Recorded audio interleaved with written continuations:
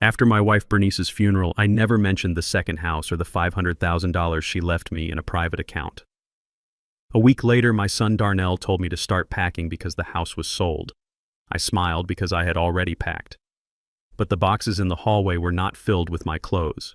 They were filled with the consequences of his greed. Before I tell you how I taught my own son the hardest lesson of his life, please tell me where you are watching from in the comments below. Hit like and subscribe if you have ever had to stand your ground against family members who mistook your kindness for weakness. My name is Reginald Carter, but everyone calls me Reggie. I am 71 years old, and for 40 years I worked for the Postal Service, walking the same neighborhood routes through rain, snow, and heat. I learned to read people by the way they maintained their porches and how they treated their mail. But it seems the person I failed to read correctly was the one I raised in my own home. The day of Bernice's funeral was humid, the kind of heavy heat that sticks to your Sunday suit. We had just returned from the cemetery to our house on Elm Street for the repass. The house was filled with the smell of fried chicken potato salad and pound cake brought by the church mothers. People were everywhere, talking loud, laughing, and celebrating Bernice's life. But I felt like a ghost in my own living room. I sat in my favorite leather armchair, clutching a framed photo of Bernice and me from our honeymoon in Atlantic City. The noise of the gathering faded into a dull buzz in my ears. I was trying to figure out how to exist in a world without her laugh. That was when Brittany, my daughter-in-law, clicked her heels across the hardwood floor. She is a tall woman, always dressed in business suits that cost more than my first car. She works in high-end real estate and has never let me forget it.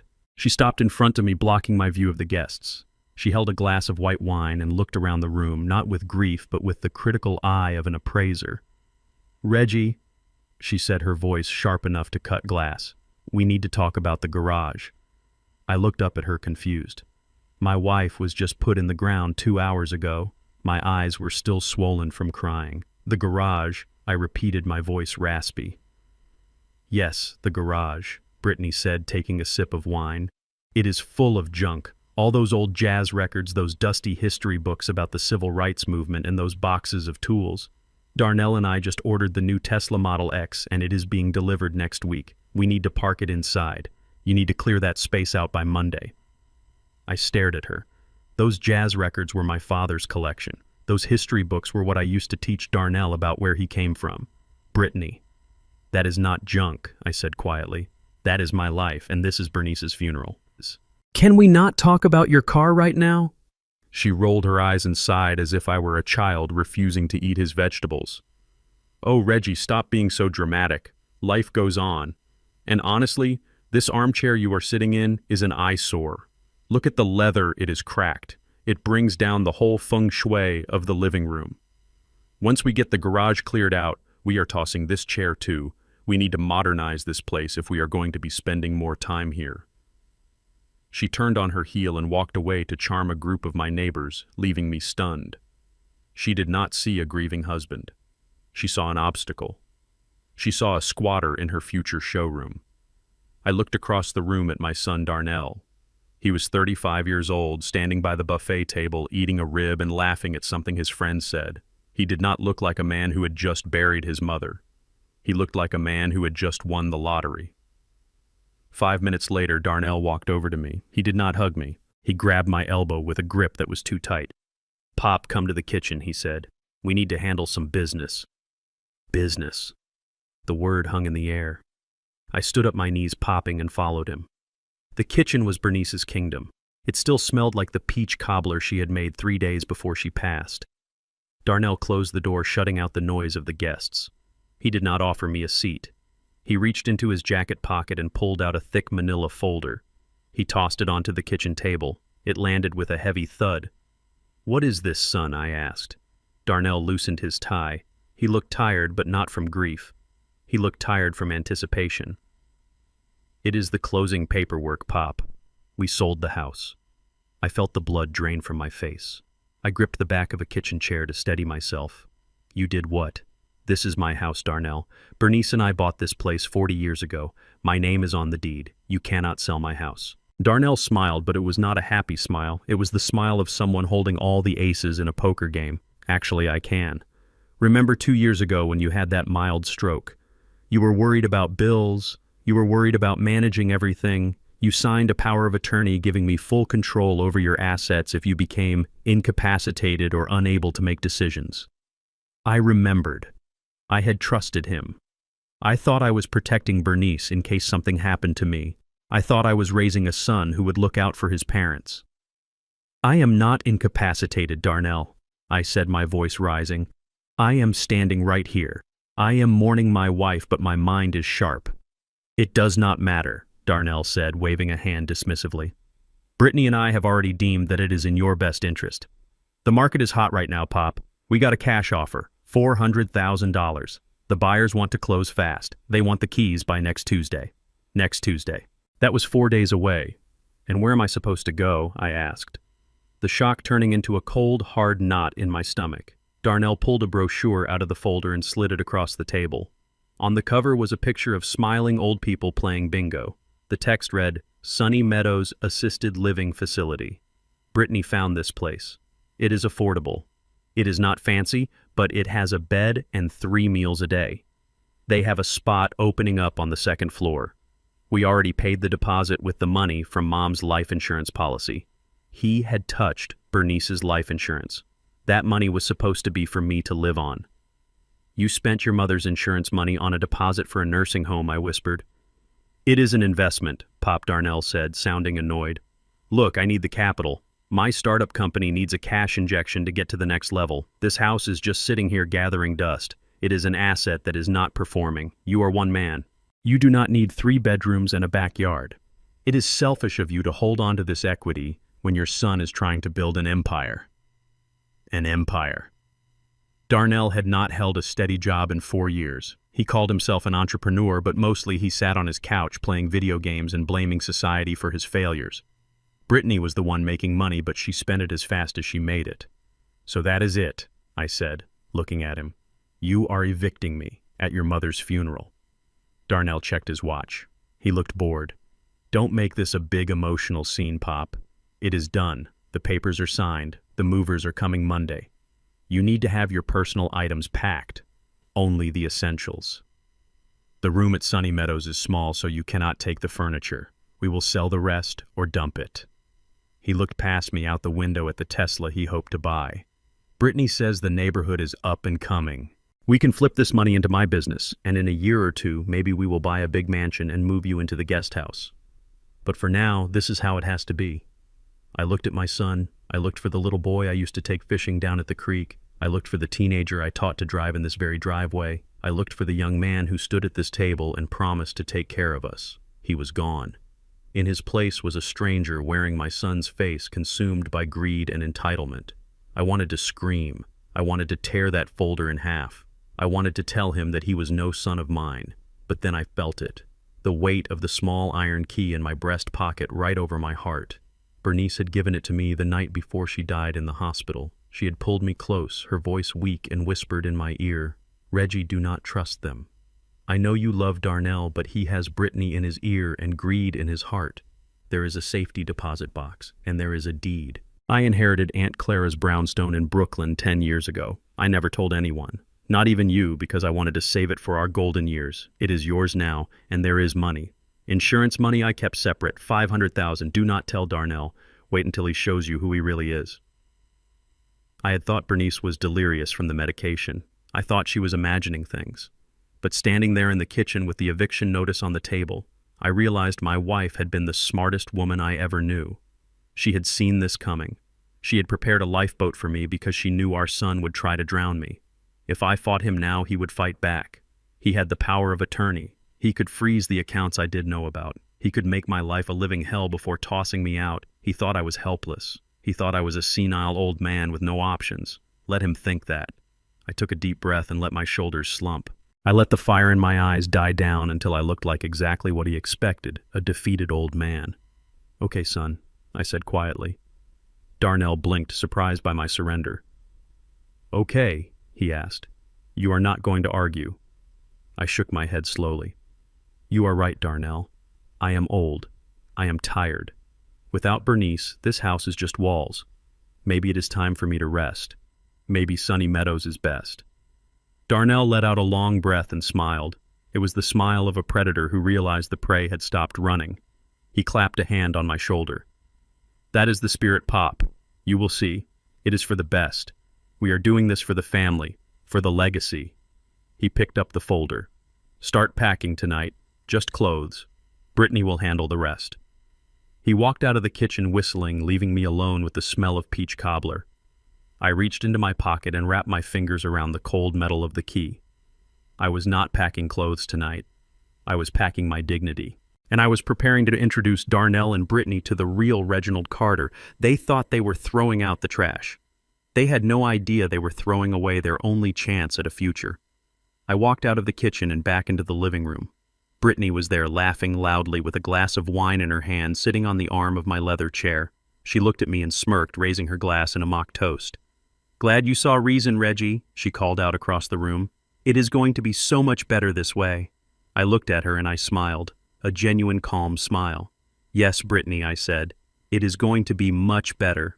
I walked past them, past the guests, past the life I had built for 40 years, and went straight to the garage. I needed to find my old suitcase. The war had started and they did not even know I was on the battlefield. It was 2 a.m. when the house finally settled into a heavy silence. The last of the funeral guests had left hours ago, taking their casseroles and their condolences with them.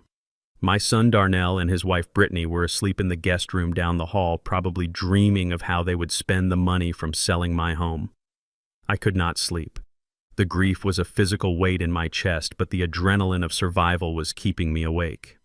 I sat up in the bed I had shared with Bernice for 40 years. The sheets still smelled faintly of her lavender lotion. I missed her so much, it felt like my ribs were cracking, but I did not have the luxury of falling apart. Not tonight. I stood up and walked quietly across the room to the painting of the Mississippi Delta that hung on the far wall. Bernice loved that painting. She said it reminded her of where her grandmother came from. I lifted the frame carefully and set it on the floor. Behind it sat a small wall safe that we had installed 20 years ago. Darnell did not know it existed. He never paid attention to the details of our lives. He only saw what he could take, not what we built. I reached into my pocket and pulled out the small iron key Bernice had slipped to me at the hospital. Her voice echoed in my mind as I fit the key into the lock. She had gripped my hand with surprising strength, her eyes clear despite the pain medication. She told me that Brittany was a fox in the hen house. She said that woman counted our silverware when she thought we were not looking. Bernice had spent the last 5 years moving money and securing assets because she knew this day would come. She knew Darnell would not step up to be the man we raised him to be. She knew he would let Brittany lead him by the nose straight to the bank. I turned the key. The lock clicked with a sound that seemed too loud in the quiet house. I held my breath and pulled the small metal door open. I expected to see stacks of cash or maybe her jewelry, but the safe was almost empty. There was no money inside. Instead, there was a thick manila envelope sealed with tape and a heavy ring of antique brass keys. I pulled them out, my hands trembling slightly. The keys were cold and heavy. They did not look like keys to a modern house. They looked like keys to a fortress. I opened the envelope just enough to see the deed. It was for a property in Brooklyn, a brownstone. I knew the neighborhood.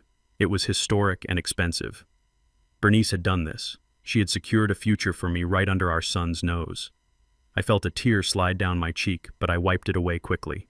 I placed the envelope on the bed and held the keys tight in my fist. This was my lifeline. This was the difference between rotting in a state-run facility and living out my days with dignity. Suddenly, the bedroom door banged open. The overhead light flicked on, blinding me. I froze my back to the door, my body shielding the envelope on the bed. Darnell and Brittany stood in the doorway. They were fully dressed. They had not been sleeping at all. They had been waiting. Brittany marched into the room, her eyes scanning every corner with the intensity of a searchlight. She looked at the painting on the floor and then at the open safe. "I told you, Darnell," she hissed. "I told you he was hoarding something. Look at that safe." Darnell stepped into the room, his face twisted with suspicion. He did not look like a grieving son. He looked like a debt collector. "Pop, what are you doing?" he demanded. "Where is the cash?" "Cash?" I asked, keeping my voice steady, though my heart hammered against my ribs. "The funeral money," Darnell said, stepping closer. "The donations. The envelopes people gave you at the repass. I saw Mrs. Johnson hand you a thick envelope. Where is it?" I stared at him. He was talking about the sympathy cards, the small donations the church ladies gave to help with flowers. He thought I was hiding a fortune in petty cash. "There is no money, Darnell," I said calmly. "Just cards. Just words of comfort. Something you would not understand." Brittany let out a sharp laugh. She walked over to my closet and threw the doors open. She began pulling my suits off the hangers, throwing them onto the floor. My Sunday best. The suit I wore to my retirement party. The suit I wore to renew our vows. She treated them like rags. "He is lying," she said, tossing a shoebox over her shoulder. "Old people always stash cash in their clothes. Check the pockets, Darnell. Check everything. We need that money for the closing costs on the new place." Darnell hesitated for a second, looking at me, then at his wife. The greed won out. He moved to the dresser and started yanking drawers open. He dumped my socks and underwear onto the floor, sifting through them with frantic hands. I stood there and watched them. I watched the people I was supposed to trust destroy my sanctuary. It was a violation deeper than any burglary. These were not strangers. This was my blood. Darnell stopped when he found the velvet box in the top drawer. He opened it, and the light caught the gold of my retirement watch. It was a solid gold timepiece engraved with my name and my years of service. 30 years of walking through snow and rain. 30 years of sorting mail and delivering packages. That watch was my trophy. "Well, look at this," Darnell said, holding it up. "This is real gold." "Put that back, son," I said, my voice dropping an octave. "That is not yours." Darnell scoffed. He slipped the watch onto his own wrist, turning it to admire the shine. "Pop, you are going to a nursing home. You do not need a gold watch at Sunny Meadows. It will just get stolen. The orderlies will take it off your wrist while you sleep. I am doing you a favor. I will keep it safe for you." Safe. He meant he would pawn it. He meant he would sell my 30 years of labor for a few weeks of luxury. Brittany stopped tearing through the closet and looked at the watch. Her eyes lit up. "That is at least $2,000, Darnell," she said. "Maybe more if we melt it down. Take it. He owes us for all the trouble he is causing." I felt a surge of rage so hot it almost blinded me. I wanted to snatch the watch back. I wanted to throw them out of my house. But I remembered the envelope on the bed behind me. I remembered the keys in my hand. If I fought them for the watch, they might see the envelope. They might see the deed to the brownstone. And if they saw that they would take it too, they would take my escape route. I had to make a choice. The watch or the house. The past or the future. I took a slow breath and forced my hands to relax. I let my shoulders slump, making myself look smaller and more defeated. I turned slightly, using my body to block their view of the bed. With a quick, subtle movement, I slid the manila envelope under my pillow and pushed the key ring deep into the pillowcase. "Fine," I said quietly. "Keep the watch. If you need money that badly, take it." Darnell looked surprised. He had expected a fight. He had expected me to yell and scream about my rights. My surrender threw him off balance. He looked at me with a mixture of confusion and contempt. "I do not need the money, Pop," he said defensively, adjusting the watch on his wrist. "I am just being practical. You are going to be in a shared room. You do not need valuables cluttering up the place." He was justifying his theft. He needed to believe he was still the good guy. "Whatever you say, Darnell," I replied, turning to face him fully. "Just take it and get out. I want to sleep." Brittany kicked a pile of my shirts aside and walked to the door. "There is no cash here, Darnell," she said, sounding disappointed. "Just old man clothes and mothballs. Let us go. We have to meet the realtor in the morning." Darnell looked at me one last time. He touched the watch on his wrist as if reassuring himself that he had won something. "Good night, Pop," he said. "Try to get some rest. Monday is a big day." He turned and followed his wife out of the room, leaving the door wide open and the lights blazing. He did not look back at the mess he had made. He did not care about the clothes on the floor or the dignity he had stripped away. I waited until I heard their bedroom door close down the hall. Then I walked over and shut my door, locking it tight. I turned off the harsh overhead light and sat on the edge of the bed in the dark. I reached under the pillow and pulled out the envelope and the keys. They had my watch. They had my house. They thought they had my life. But holding those heavy iron keys in the dark, I knew the truth. They had nothing. They had a trinket and a false sense of victory. I had the power. I looked at the mess on the floor, the physical representation of my son's respect for me. I did not pick it up. I left the suits and the shoes exactly where they had thrown them. I wanted to remember this moment. I wanted to remember the sight of my son stealing my history, so I would not hesitate when it was time to deny him my future. I lay back on the bed clutching the keys to my chest. I did not sleep. I stared at the ceiling and planned. Darnell thought he was sending me to a prison. He did not know he was setting me free. Monday arrived with the subtlety of a wrecking ball. The sun was barely up when a beat-up white van screeched into the driveway. Brittany stood on the porch, coffee in hand, directing the operation like a general on a battlefield. She had hired the cheapest moving crew she could find, 2 guys in stained t-shirts who looked like they would rather be anywhere else. "All right, listen up," she barked, pointing a manicured finger at the house. "Everything in the living room goes. If it looks old or dusty, trash it. If it looks like it might fetch $5 on eBay, put it in the blue bins. We need this place gutted by noon." I stood in the hallway, clutching my small suitcase. It contained 3 changes of clothes, my medication, and the manila envelope Bernice had left me. That was all I was taking. Everything else, 40 years of life, was being dismantled before my eyes. One of the movers grabbed a stack of photo albums from the bookshelf. They were the old kind, with leather covers cracking at the spine. Inside were pictures of my parents, of Bernice and me when we were young, of Darnell taking his first steps. "Hey, lady, what about these?" the mover asked, holding up an album where a black and white photo of my grandfather in his World War II uniform was slipping out. Brittany glanced at it and wrinkled her nose. "Trash," she said dismissively. "Nobody wants that old African junk. It is clutter. Burn it or dump it, just get it out of my sight."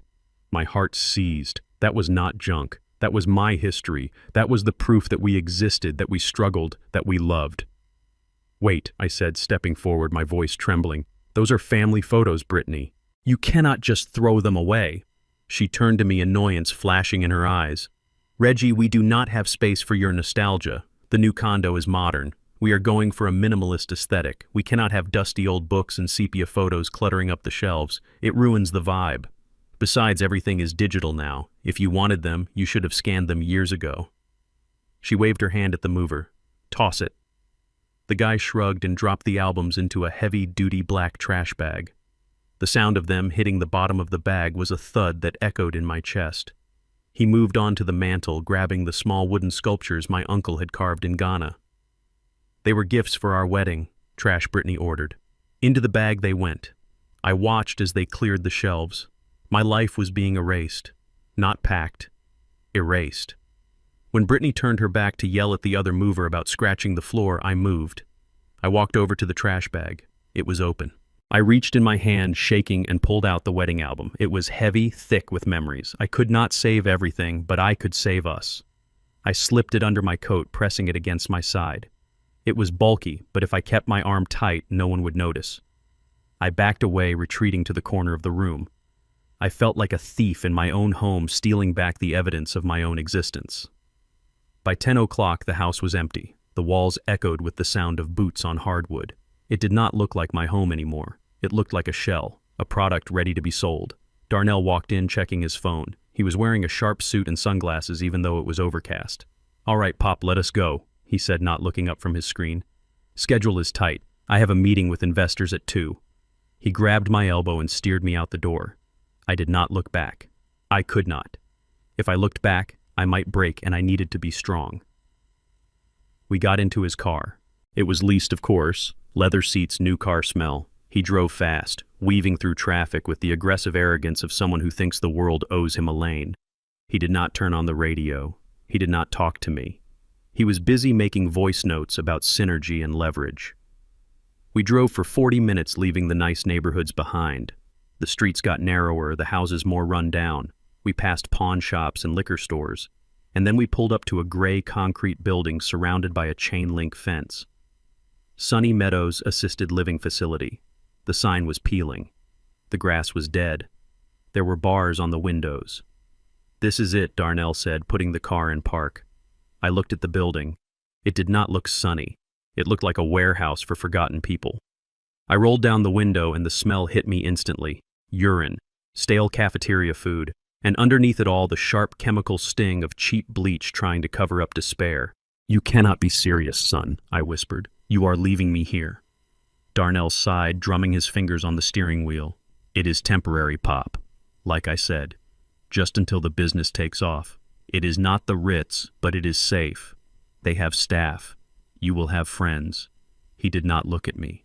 He looked at the dashboard. I am not going in there, Darnell. He turned to me, then his face hardening. Look, I do not have time for this. I cannot be late for this meeting. This is the only place we could afford on short notice with the insurance money. Do you want to live on the street? Because that is the alternative. He reached into his pocket and pulled out a crumpled bill. He shoved it into my hand. Here is $50. Buy yourself some snacks from the vending machine. Make some friends. He unlocked the doors. Get out, Pop. I have to go. He was not even going to walk me in. He was not going to make sure I was settled. He was dropping me off at the curb like an unwanted pet. I opened the door. My legs felt heavy as lead. I stepped onto the cracked sidewalk, clutching my suitcase and the wedding album hidden under my coat. Darnell leaned over the passenger seat. Do not be dramatic, Pop. I will visit on Sunday. We will bring you some of that fried chicken you like. He slammed the door shut. He did not wait for me to wave. He did not wait to see if I made it through the gate. He gunned the engine and peeled away, leaving a cloud of exhaust in his wake. I stood there alone. The wind blew a candy wrapper across my shoe. I looked at the building. I saw an old woman staring out of a second-floor window, her face pressed against the glass. She looked like a ghost. I looked at the $50 bill in my hand. My son's idea of care. My son's idea of love. Slowly, deliberately, I reached into my pocket and pulled out the admission papers Darnell had forced me to sign. I looked at them one last time. Then I ripped them in half. And then in half again. I let the pieces fall from my hand, fluttering to the ground like dead leaves. I turned my back on Sunny Meadows. I turned my back on the smell of bleach and despair. I reached into my other pocket and pulled out my phone. I opened the Uber app. My fingers were steady now. The grief was gone, replaced by a cold, hard clarity. I typed in the address from the deed, 12 Brooklyn Avenue. It was a 40-minute ride. It would cost $45, almost exactly what my son had given me. I requested an Uber Black. If I was going to start a new life, I was going to do it in style. 5 minutes later, a sleek black sedan pulled up to the curb. The driver, a young man in a suit, got out and opened the door for me. He took my suitcase and placed it gently in the trunk. Where to, sir? He asked. I looked at the spot where Darnell's car had disappeared. I smiled. Home, son, I said. Take me home. I slid into the leather seat. It was softer than Darnell's. The car smelled of mint and possibility. As we drove away, I did not look back at the nursing home. I looked forward toward the city skyline, toward the brownstone, toward the secret Bernice had left me. My son thought he had discarded me. He thought the story was over. He had no idea he had just written the first chapter of his own undoing.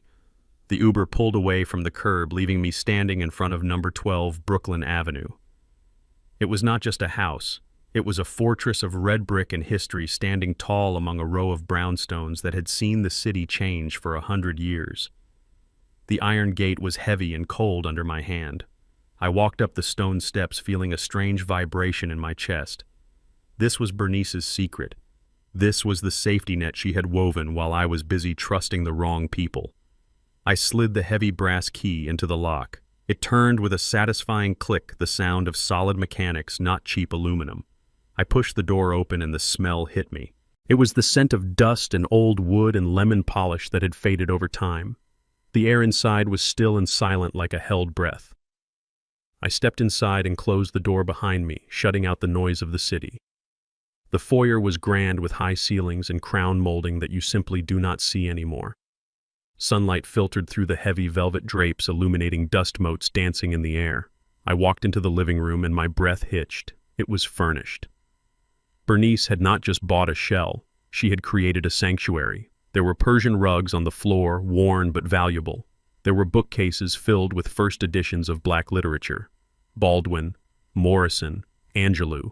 On the walls hung original paintings of Harlem street scenes and African masks carved from ebony.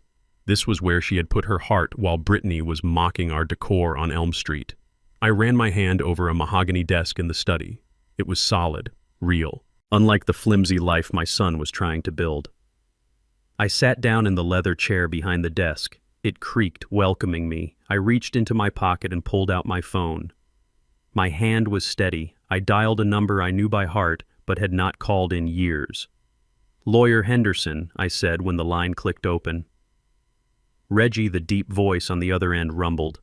"I have been expecting this call. Bernice told me you would reach out when the time was right." "It is time," I said. "My son sold the house today. He dropped me off at a state facility. I am at the brownstone now." There was a pause on the line, a heavy silence filled with understanding. "I am sorry," Reggie Henderson said, "but we prepared for this. Do you want to activate the account?" "Yes," I said. "The full amount, 500,000. And I want the deed transfer finalized immediately. No one knows I am here. I want to keep it that way." "Consider it done," Henderson said. "The money will be available in 24 minutes. You are a wealthy man, Reggie, and you are a free man." I hung up the phone. I sat there for a moment, letting the reality wash over me. I was not a discarded old man. I was a homeowner. I was an investor. I was a man with $500,000 liquid cash and a property worth 3 times that. I leaned back in the chair and closed my eyes. For the first time since the funeral, I felt the tight knot of panic in my chest begin to loosen. But peace is a fragile thing. My phone buzzed on the mahogany desk, vibrating like an angry insect. The screen lit up with a photo of Darnell. It was a picture from his college graduation, back when his eyes still held hope instead of calculation. I stared at it. He was calling to check on me. He wanted to make sure his problem was safely tucked away in a shared room smelling of bleach. I cleared my throat. I hunched my shoulders forward, physically shrinking myself even though he could not see me. I needed to sound like the victim he wanted me to be. "Hello, son," I answered, my voice trembling slightly, a perfect performance of frailty. Pop Darnell's voice was loud, booming through the speaker. In the background, I heard the thump of bass and the clinking of glasses. Laughter, high-pitched and expensive. "Hey, Darnell," I said, letting a little whine creep into my tone. "I am just getting settled. The room is very small, son, and the bed is hard. My back is already hurting." Good, Darnell said, clearly not listening.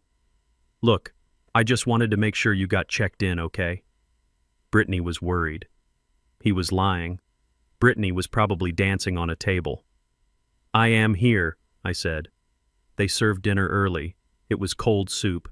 It tasted like dishwater. "Darnell, when can I come home?" Darnell laughed. It was a cruel, dismissive sound. "Oh, Pop, do not start that. We talked about this. You are home. That is your home now. Besides, the money from the sale has not cleared yet. We are celebrating the closing right now, but the cash is still in escrow. We cannot do anything until the funds hit." He was celebrating. He was drinking champagne paid for with credit cards he planned to pay off with my life's work. "Celebrating?" I asked quietly. "Yeah, just a few friends," Darnell shouted over the music. Brittany invited some potential investors. "We are networking, Pop. This is how you build an empire. Listen, I have to go. Someone just opened a bottle of Dom. Stay out of trouble, old man." The line went dead. He did not say, "I love you." He did not say, "Sleep well." He just clicked off, returning to his party, leaving his father in what he thought was a cell. I lowered the phone. The trembling in my hand stopped instantly. My spine straightened. I was not hurting. I was not eating cold soup. I was sitting in a $1 million home surrounded by history and silence. "Empire," I whispered to the empty room. "You are building a house of cards, son, and I am the wind." I stood up and walked to the window looking out at the Brooklyn street. Life was moving on outside. I needed to be a part of it. I needed tools. The next morning I walked 3 blocks to an electronics store. I bought a new iPad with cellular data, paying cash from the stash I had withdrawn. I wanted to see what my family was doing. I wanted to see the world they were building without me. Back at the brownstone, I set up the iPad on the kitchen island. I created a new email address. Then I logged into Facebook. I had never been very active on social media, but I knew how to look. I went to Brittany's profile. It was public, of course. She wanted the world to see her success. Her latest post was from an hour ago. A photo of her holding a glass of champagne, the keys to a Tesla on the table in front of her. The caption read, "New levels, new devils, blessed to be upgrading our life." I scrolled down. And then I froze. 2 posts down there was a listing for Facebook Marketplace. The photo was blurry, but I recognized the object instantly. It was a pearl necklace, a double strand of Akoya pearls with a gold clasp. I had bought those pearls for Bernice for our 30th anniversary. I had saved for 6 months, working overtime shifts during the Christmas rush to afford them. Bernice had cried when she opened the box. She wore them to church every Easter. She wore them to Darnell's graduation. She wore them in her casket. Wait. I zoomed in on the photo. No, she had not worn them in the casket. Brittany had offered to handle the jewelry for the funeral home. She said she wanted Bernice to look perfect. She must have swapped them. She must have taken the real pearls and put fake ones on my wife before the viewing. I felt a cold rage spread through my veins like ice water. Stealing from the living was one thing. Stealing from the dead was a sin that demanded retribution. I read the caption, "Vintage pearl necklace, authentic, old lady style but good quality, clearing out clutter. First person with $200 takes it." $200. Those pearls were worth $3,000. She was selling my wife's memory for the price of a dinner. She called it clutter. My finger hovered over the screen. I wanted to comment. I wanted to scream at her publicly. I wanted to tell the world what she had done. But that would blow my cover. That would let them know I was watching. I took a deep breath. I needed to be smart. I needed to be the fox now. I created a new profile. No photo. The name I chose was Mystery Buyer. I clicked on the listing and sent a message. "Is this item still available?" A minute later, the reply pinged. "Yes. Lots of interest, though. Can you pick up today?" I typed slowly, my hands shaking with fury, but my mind calculating. "I am very interested. I collect vintage jewelry. This piece looks special. I will offer you $400 cash if you can hold it for me until tomorrow. I want to make sure no one else gets it." I watched the 3 dots dance on the screen as she typed. I knew exactly what she was thinking. She was thinking she had found a sucker. She was thinking she could squeeze more money out of this junk. "Make it 500 and it is yours," she replied. I smiled a cold, hard smile. $500. The exact amount Darnell had supposedly given me to survive at the nursing home. "Deal," I typed back. "I will send my assistant to meet you. Cash in hand." I set the iPad down. The pearls were coming back to me. But more importantly, Brittany had just taken the bait. She thought she was making a quick profit. She did not know she was selling evidence to the prosecution. I walked over to the mantel where I had placed the wedding album I saved. I opened it to a picture of Bernice wearing those pearls, her smile radiant and full of love. "I am getting them back, baby," I whispered, "and I am going to make them pay for every single bead."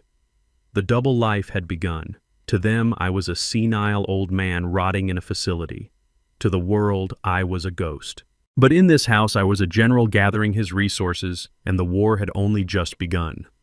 2 weeks after the house sale, the money was already gone. Brittany had burned through the $100,000 down payment faster than a wildfire. I saw the receipts on her Instagram stories. A weekend trip to a wellness spa in Arizona that cost $5,000 a night. A new Hermes Birkin bag she unboxed live for her 200 followers. Dinners at restaurants where the water cost $20 a bottle. She called it self-care. I called it robbery. Darnell, meanwhile, was drowning. I had been tracking his online activity. He had not invested a single cent in his startup. Instead, he had been trying to pay off old gambling debts, but the interest was eating him alive. He needed cash, and he needed it fast. That was when they remembered me. Or rather, they remembered my pension. 30 years at the Postal Service meant I had a steady, reliable income. It was not a fortune, but it was consistent. And then there was my Social Security check. Together, it was about $3,000 a month.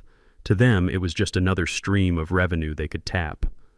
I was sitting in the library of the brownstone reading a first edition of Invisible Man when my phone rang.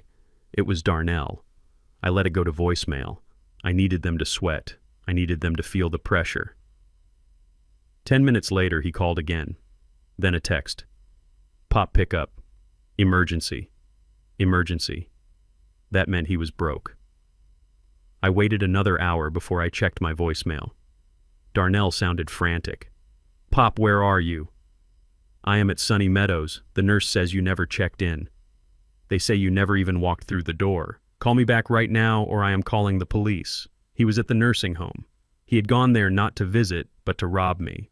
He probably had the transfer forms in his pocket ready to force my signature. When he found an empty bed instead of his father, panic set in. Not because he was worried about my safety, but because a missing father meant a missing pension check. I set the book down and picked up the phone. I needed to play this perfectly. I needed to be the pathetic, helpless old man he expected. I walked down to the basement of the brownstone. It was unfinished, cool, and echoed slightly. Perfect acoustics for a lie. I dialed his number. He picked up on the first ring. "Pop, where the hell are you?" he screamed. "I am at the facility. They say you never registered. Are you wandering the streets? Do you know how bad this looks for me?" "For him. Always for him, Darnell," I said, my voice trembling just enough. "Calm down, son. I am safe." I could not stay there, Darnell. The smell, the people screaming at night. It was like a prison. I left. "You left," Darnell shouted. "You cannot just leave. That place was paid for. Do you know how much money we lost on the deposit?" I did not care about his deposit. I went to an old friend. I said, "You remember Mr. Henderson, the lawyer?" There was a pause. "Henderson? Yeah, I remember him. The old guy who did Mom's will." "Yes," I said. "I went to him. He let me stay in his basement. It is not much, just a cot and a utility sink, but it is better than the facility. Basement." Darnell repeated, the anger draining out of his voice, replaced by suspicion. "Why would a rich lawyer let you live in his basement?" "He is not letting me live for free, son." I lied smoothly. "I am working for it. I am doing maintenance. Cleaning the gutters, sweeping the floors, taking out the trash. I am a janitor, Darnell. At 71 years old, I am scrubbing floors to keep a roof over my head." I waited for the shame. I waited for him to say, "Pop, that is terrible, come home." I waited for him to offer me a guest room. But the silence stretched on. And then I heard it. The exhale. The relief. "Oh," Darnell said. "Okay. Well, at least you are not on the street. That is good, Pop. Honest work keeps you young, right?" He was relieved I was a servant. He was relieved I was not his burden anymore. "Yeah," I said, letting the disappointment seep into my tone. "It keeps me busy. But my knees hurt, Darnell. And my back. It is hard work." "Listen, Pop," Darnell cut me off. "I do not have time for a sob story. We have a situation. The mail forwarding messed up. Your pension check and your Social Security. They did not come to the new condo. We need to locate those funds." He did not ask if I had eaten. He did not ask if I was warm in the basement. He asked about the money. "I have them, son," I said. "They get deposited to my debit card. You know that." Right, Darnell said quickly. "The card, do you have it with you?" "Yes," I said. "It is in my wallet." "Why?" "Because you are confused," Pop, Darnell said, his voice taking on that condescending tone he used when he was lying. "You are under a lot of stress. Living in a basement, working like a dog. You might lose it, or Henderson might try to take it. You cannot trust lawyers, Pop." I almost laughed. Henderson was the most trustworthy man I knew. It was my own son who was the shark. "I want to keep it safe for you," Darnell continued. "Brittany and I can manage it. We will make sure your bills are paid. We will buy you whatever you need. Groceries, medicine. We will send it to you. But we need the card."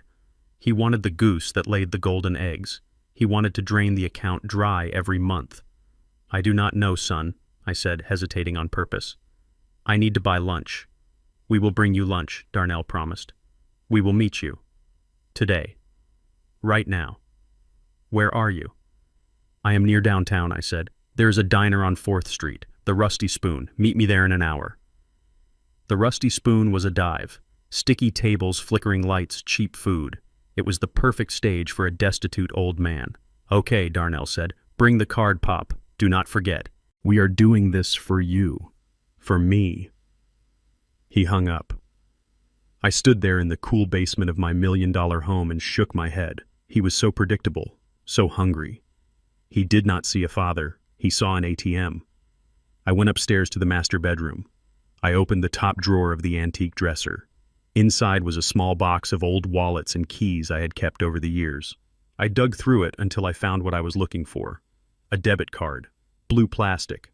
The magnetic strip was scratched. The numbers were faded. Expiration date 08/12. It had expired more than 10 years ago. It was useless plastic, but to Darnell it would look like salvation. I put the card in my worn leather wallet. I changed out of my comfortable cashmere sweater and put on a stained work shirt and a pair of trousers that were a little too short. I rubbed a little dust from the fireplace onto my hands and face. I looked in the mirror. I looked tired. I looked beaten. I looked like a man who had lost everything. Perfect. I walked out of my beautiful brownstone, locked the heavy iron gate, and headed for the subway. I was going to dinner with my son, and I was going to feed him exactly what he deserved. The Rusty Spoon was exactly the kind of place Darnell hated. It smelled of old grease and stale coffee. The linoleum floor was peeling at the corners, and the waitresses looked like they had been working the same shift since 1995. I sat in a booth near the back, my back to the door, wearing my stained work shirt and trousers that showed my ankles. I had rubbed dirt into my cuticles and mussed my hair just enough to look unkempt. I looked like a man who cleaned toilets for a living. I looked like a man who had given up. When Darnell and Brittany walked in, they looked like aliens. Darnell in his slim fit suit, and Brittany in a white dress that probably cost more than the waitress made in a month. They stood at the entrance, scanning the room with identical expressions of disgust. When they saw me, Darnell's face fell, but Brittany's curled into a sneer. They walked over, but they did not sit down immediately. Brittany pulled a packet of wet wipes from her purse and began scrubbing the red vinyl seat. She wiped it vigorously, then dropped the dirty wipe on the floor. She sat down gingerly, keeping her distance from the table edge. Darnell slid in next to her, but he left a foot of space between us. "Hey, Pop," Darnell said, not meeting my eyes. "You look rough." "I am working hard, son," I said, my voice raspy. "Mr. Henderson has me cleaning out the coal chute today. It is dusty work." Brittany wrinkled her nose and waved a hand in front of her face as if warding off a bad smell. She pulled a small bottle of hand sanitizer from her bag and squeezed a large dollop onto her palms, rubbing them together aggressively. "Reggie, have you showered lately?" she asked, her voice loud enough for the table next to us to hear. "You smell like a basement. It is unhygienic. We cannot have you around us if you are going to smell like poverty." I looked down at my hands. They were clean under the dirt I had applied, but her words still stung.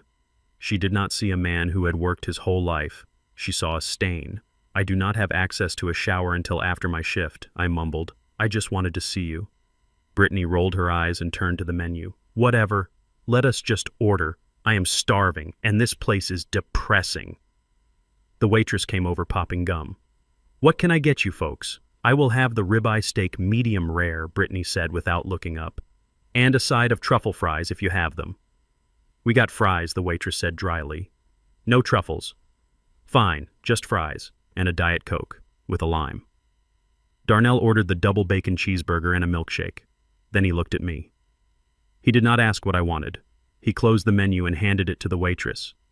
"And bring him the soup of the day," he said, pointing a thumb at me. "The cup, not the bowl. And a glass of tap water." The waitress looked at me, then back at Darnell. "You sure, honey?" she asked me. "The soup is just vegetable broth today." "Not much to it." "He is fine," Darnell snapped. "He is old. His stomach cannot handle heavy food. Besides, we are on a budget, right, Pop? Gotta save every penny." I nodded slowly. "That is right, son. Soup is fine." When the food arrived, the contrast was obscene. Brittany's steak sizzled on the plate juice running onto the fries. Darnell's burger was stacked high with grease dripping down his chin. And in front of me sat a small white cup of translucent brown liquid with 3 floating carrots. I picked up my spoon. My hand trembled slightly, not from age but from rage. I watched my son eat.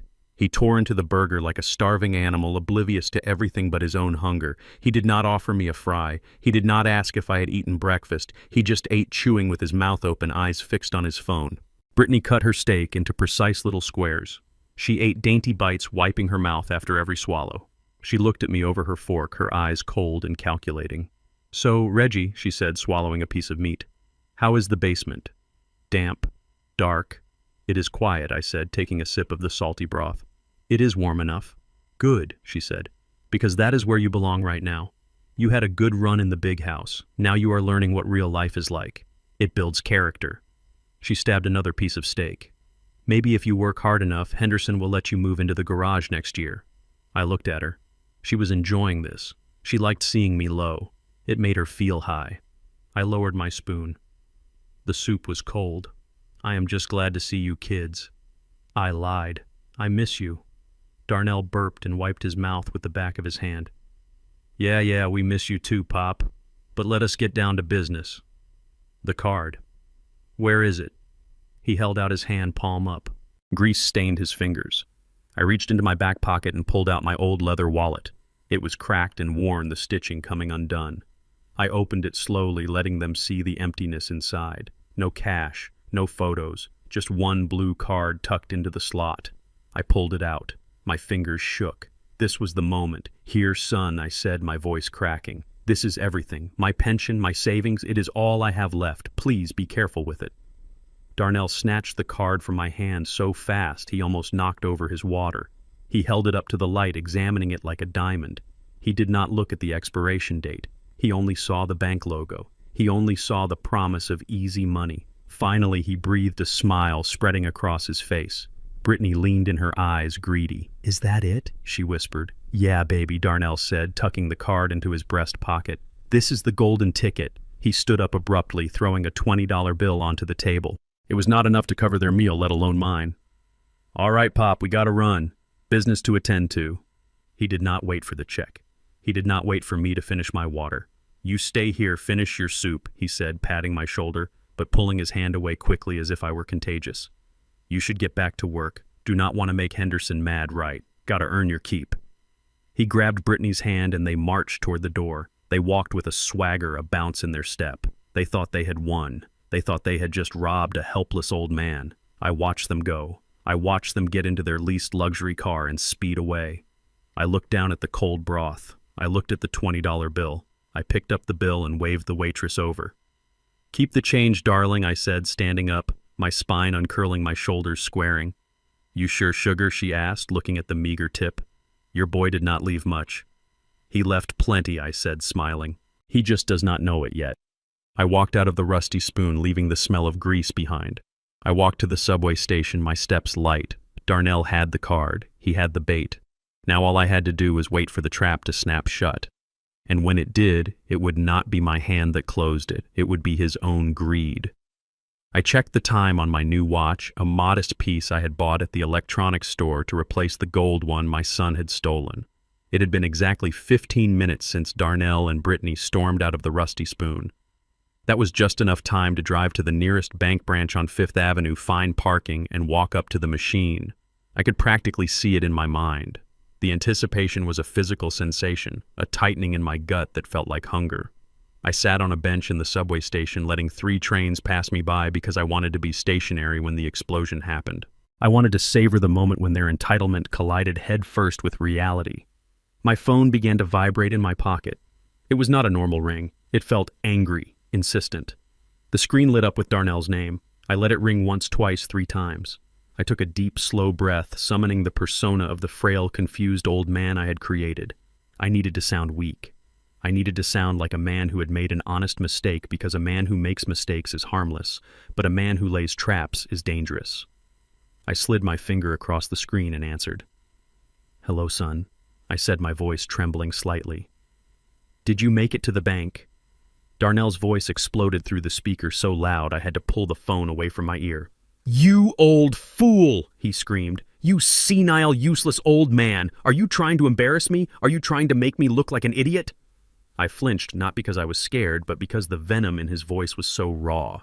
"Darnell, what is wrong?" I asked, keeping my tone pitched high with anxiety. "What happened?" "The card is expired." "Pop," he yelled. "It is expired." The machine spit it out. It said card invalid. "Do you hear me?" Invalid. We stood there like beggars trying to get cash out of a machine that laughed at us. People were watching Pop. There was a line behind us. I could hear Brittany screeching in the background, her voice shrill and hysterical. "He did it on purpose, Darnell," she was shouting. "Ask him if he is hiding the real money. Tell him I am going to call the nursing home and have them put him in the lockdown unit. He is clearly demented." I closed my eyes. They had tried to rob me, and now they were angry that the vault was empty. The entitlement was breathtaking. "Oh no," I said, letting a note of panic enter my voice. "Expired." "Are you sure, son? I used it just last week, or maybe it was last month. My memory is not what it used to be, Darnell. The days run together in the basement." "Stop lying," Darnell snapped. "This card expired in 2012. That is over 10 years ago. You gave us a piece of trash. You wasted my time. You wasted Brittany's time. Do you know how valuable our time is?" I rubbed my forehead. "I am sorry, Darnell. I truly am. I must have grabbed the wrong wallet from the box. My eyes are bad in this dim light. Please do not be mad. I will look for the new one. I will find it." "You better find it," Darnell hissed, Or you can forget about us visiting you. You can rot in that basement for all I care. We are done helping you. Done!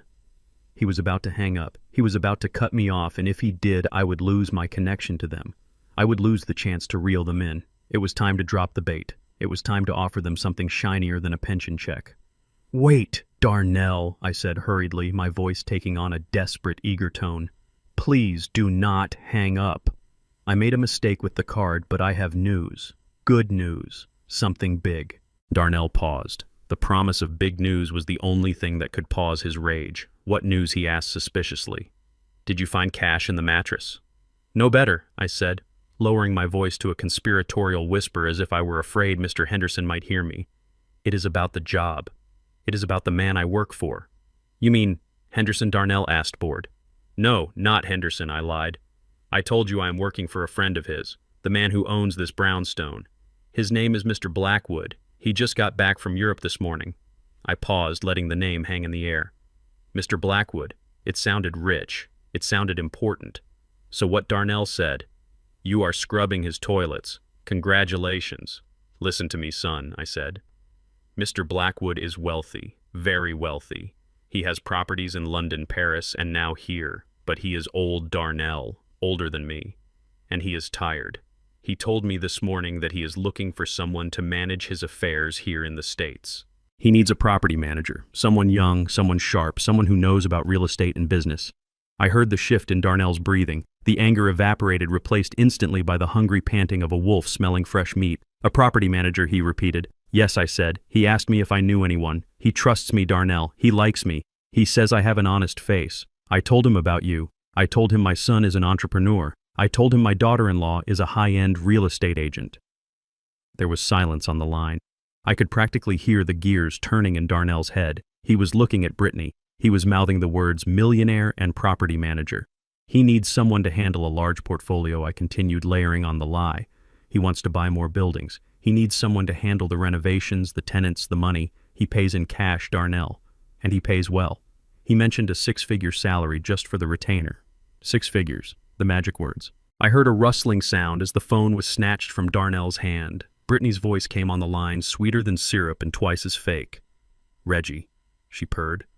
Are you serious? This Mr. Blackwood, he is looking for a team. Yes, Brittany, I said. He wants a power couple. That is what he said. He needs people with taste, people who understand luxury. I told him you drive a Tesla. He seemed impressed. Brittany giggled. It was a terrible sound. Well, of course he would be. We are exactly what he is looking for, Reggie. You know Darnell has vision. And I have the connections. We could turn his portfolio into an empire. She was already spending the money. She was already planning how to skim off the top. That is what I thought, I said. But I messed up with the card. I thought maybe you were too mad at me. Maybe I should tell him you are busy. No, Brittany shouted. No, Reggie, do not tell him that. We are not mad. We were just frustrated. We are under a lot of pressure, you know. But this changes things. When can we meet him? He is very private, I said. He does not like offices. He wants to meet here at the brownstone. He wants to see if you fit the vibe of the house. Can you come this weekend? Sunday afternoon, Brittany said. Yes, we can clear our schedule. We can make that work. Good, I said. But listen, Brittany, you have to be impressive. Mr. Blackwood is eccentric. He judges people quickly. Wear your best clothes. Show him you are successful. If he thinks you need the money, he won't hire you. He only hires people who are already winners. Oh, we will look the part, Reggie, she assured me. Do not worry about that. We will dazzle him. And one more thing, I added, dropping the final hook. He keeps a lot of cash in the house. He does not believe in banks. He says they are thieves. He keeps his liquidity in a safe here. He might ask you to count it, to prove you can handle large sums. I heard Darnell gasp in the background. Cash in the house. A safe. I had just painted a target on my own back, but it was the only way to get them to walk into the lion's den. We can handle it, Brittany said, her voice trembling with greed. We are very good with large sums. I bet you are, I thought. Okay, I said. Come at 2 o'clock. I will be at the door. I will introduce you as my son and daughter-in-law. But remember, I am just the help. Do not treat me like your father in front of him. Treat me like the janitor. He likes people who know their place. We understand, Reggie, Brittany said. We will be professional. We will see you Sunday. She hung up. I lowered the phone and leaned back against the cold tile wall of the subway station. A train was approaching, the rumble growing louder and louder until it filled the air. I smiled. They were coming. They thought they were coming to interview for a job that would solve all their problems. They thought they were coming to fleece a senile old billionaire. They did not know that Mr. Blackwood did not exist. They did not know that the only person waiting for them in that brownstone was the father they had thrown away. And they certainly did not know that the interview was not for a job. It was for a reckoning. I boarded the train, my suitcase heavy in my hand, but my heart light. Sunday was going to be a very interesting day. I had 3 days to prepare the stage, 3 days to turn my home into a trap, and I intended to make sure that once they stepped inside, they would never be able to look at me the same way again. Sunday arrived with a sky the color of bruised slate. I stood in the foyer of the brownstone, adjusting the collar of my uniform. It was not really a uniform, just a black vest over a white shirt and black trousers I had bought at a thrift store, but it was enough to signal my station. I looked at myself in the hall mirror. My hair was graying at the temples, my face lined with 71 years of living. But my eyes were sharp. They were the eyes of a man who was about to close a deal. The house was ready. I had spent the last 3 days polishing the floors until they gleamed like dark water. I had arranged the African masks on the walls so their hollow eyes seemed to follow you. I had placed fresh flowers on the table's lilies that smelled sweet and funereal. And on the mantel, I had set out the bait. A crystal decanter filled with cheap brandy that looked expensive in the dim light. At exactly 2:00, the doorbell rang. It was not a hesitant ring. It was a long, demanding press. I took a deep breath, smoothed my vest, and opened the heavy oak door. Darnell and Brittany stood on the stoop, looking like they were dressed for a magazine shoot. Darnell wore a navy suit that was too tight in the shoulders, his shoes shining with a polish I knew he had not applied himself. Brittany wore a cream-colored dress that looked like silk but was probably polyester, and heels so high she wobbled slightly on the uneven stone. They did not look at me. They looked past me into the house. Their eyes widened. Their jaws dropped just a fraction. "Come in," I said, my voice low and deferential. "Mr. Blackwood is expecting you." They stepped inside, and I saw the exact moment the greed hit them. It was a physical reaction. Brittany's eyes darted from the crystal chandelier overhead to the Persian rugs underfoot. She let out a small, breathy sound like a sigh of pure longing. "Oh my God," she whispered, grabbing Darnell's arm. "Look at this place. It is magnificent." Darnell was staring at a large oil painting of a jazz saxophonist hanging in the hallway. It was an original worth more than his car, but he did not know art. He only knew money. "This is serious," he muttered. "This guy is loaded." They walked further into the living room, their footsteps echoing on the hardwood. Brittany ran her hand over the back of a velvet armchair, her fingers lingering on the fabric. "I cannot believe your dad works here," she hissed to Darnell, thinking I could not hear. "The old man really lucked out, getting to play watchdog for a billionaire. He probably sleeps in the broom closet, but he gets to look at all this." "Yeah," Darnell whispered back, his eyes scanning the room for valuables. "Just remember, Brittany, play it cool. We need this guy to like us. We need him to trust us with the keys." I closed the door softly, locking it with a click that sounded like a prison gate slamming shut. "Please," I said, stepping in front of them. "Before you go any further, Mr. Blackwood has a rule." I held out a small basket filled with blue plastic shoe covers, the kind surgeons wear, or crime scene investigators. "The rugs are antique," I explained, keeping my face impassive. "Persian, 16th century. He does not allow street shoes on the silk. You will need to cover your feet." Brittany looked at the blue plastic booties as if they were made of radioactive waste. "You are joking," she said, her nose wrinkling. "These are hideous. They will ruin my outfit. I paid $600 for these shoes, Reggie. I am not covering them up with trash bags." I did not blink. "Mr. Blackwood is very particular, madam," I said, using the formal address to remind her of her place. "No covers, no entry. He is watching from the cameras upstairs. If he sees you walking on his rugs with dirty soles, the interview is over before it begins." I pointed to a small black dome camera in the corner of the ceiling. It was a dummy camera I had bought for $10, but they did not know that. Darnell looked up at the camera and paled. "Just put them on, babe," he hissed, nudging her. "Do not blow this. It is just for the meeting. Brittany huffed, rolling her eyes so hard I thought they might get stuck. She snatched 2 blue covers from the basket and bent down, struggling to pull them over her stilettos.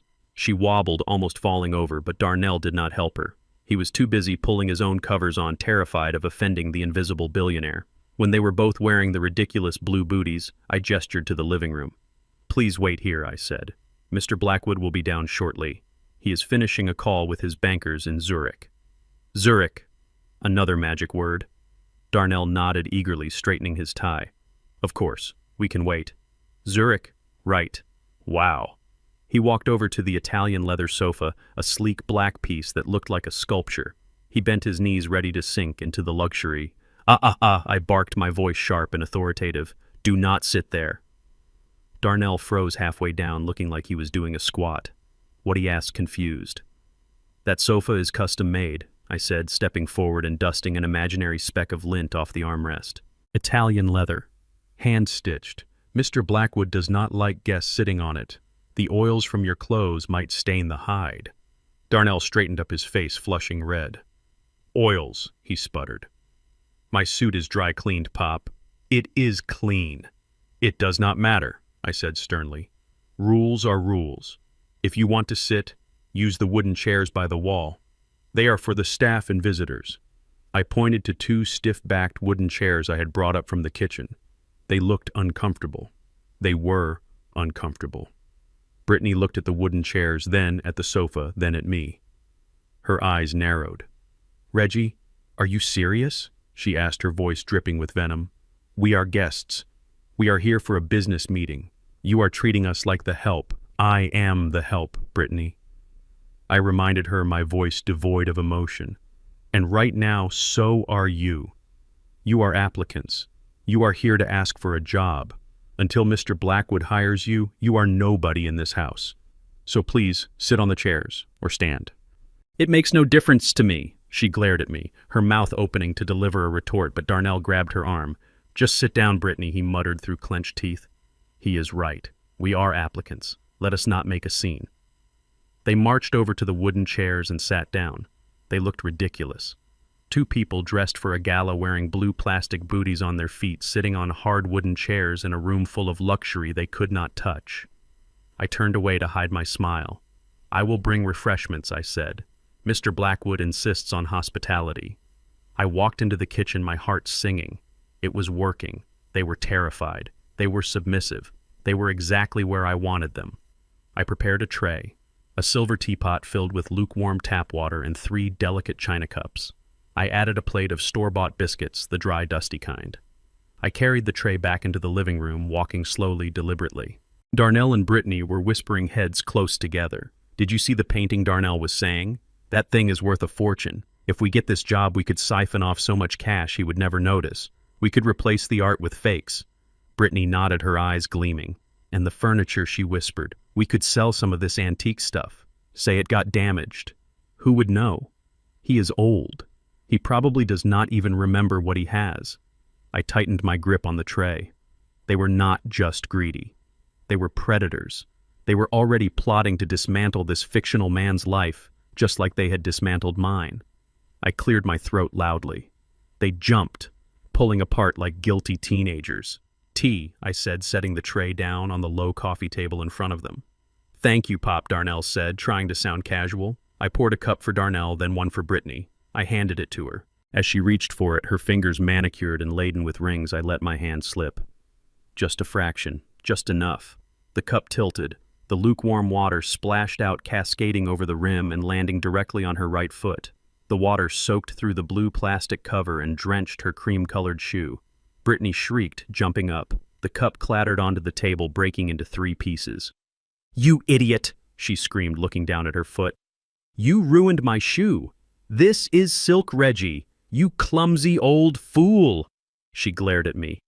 Her face twisted into a mask of pure, ugly rage. "Clean it up," she ordered, pointing at her shoe. "Get a towel. Dry this off right now." I stood there, my hands clasped behind my back, my expression calm. "I am afraid I cannot do that, madam," I said. "What do you mean you cannot do that?" she screeched. "You spilled it. You are the janitor. Clean it up." I shook my head slowly. My job description is very specific, I said. I clean the house, I maintain the property. I do not clean guests. Personal valeting is not in my contract. If you made a mess, you will have to clean it yourself. Brittany gaped at me, her mouth hanging open. Darnell looked from me to her, terrified. Pop, just get a towel, he pleaded. Please. She is upset. There are paper towels in the kitchen, I said, pointing toward the back of the house. Second drawer on the left. Help yourself, but be quick. Mr. Blackwood hates stains. If that water marks the rug, you will have to pay for the cleaning. And cleaning a 16th century Persian rug costs more than your car. Brittany looked down at the rug. A few drops of water had landed on the intricate pattern. Her eyes widened in panic. Oh God, she whispered. The rug. She dropped to her knees. This woman who refused to touch a door handle without sanitizer, this woman who thought she was royalty, fell to her knees on the floor. She used the hem of her expensive dress to dab frantically at the rug, ruining her own clothes, to save the carpet she thought belonged to a billionaire.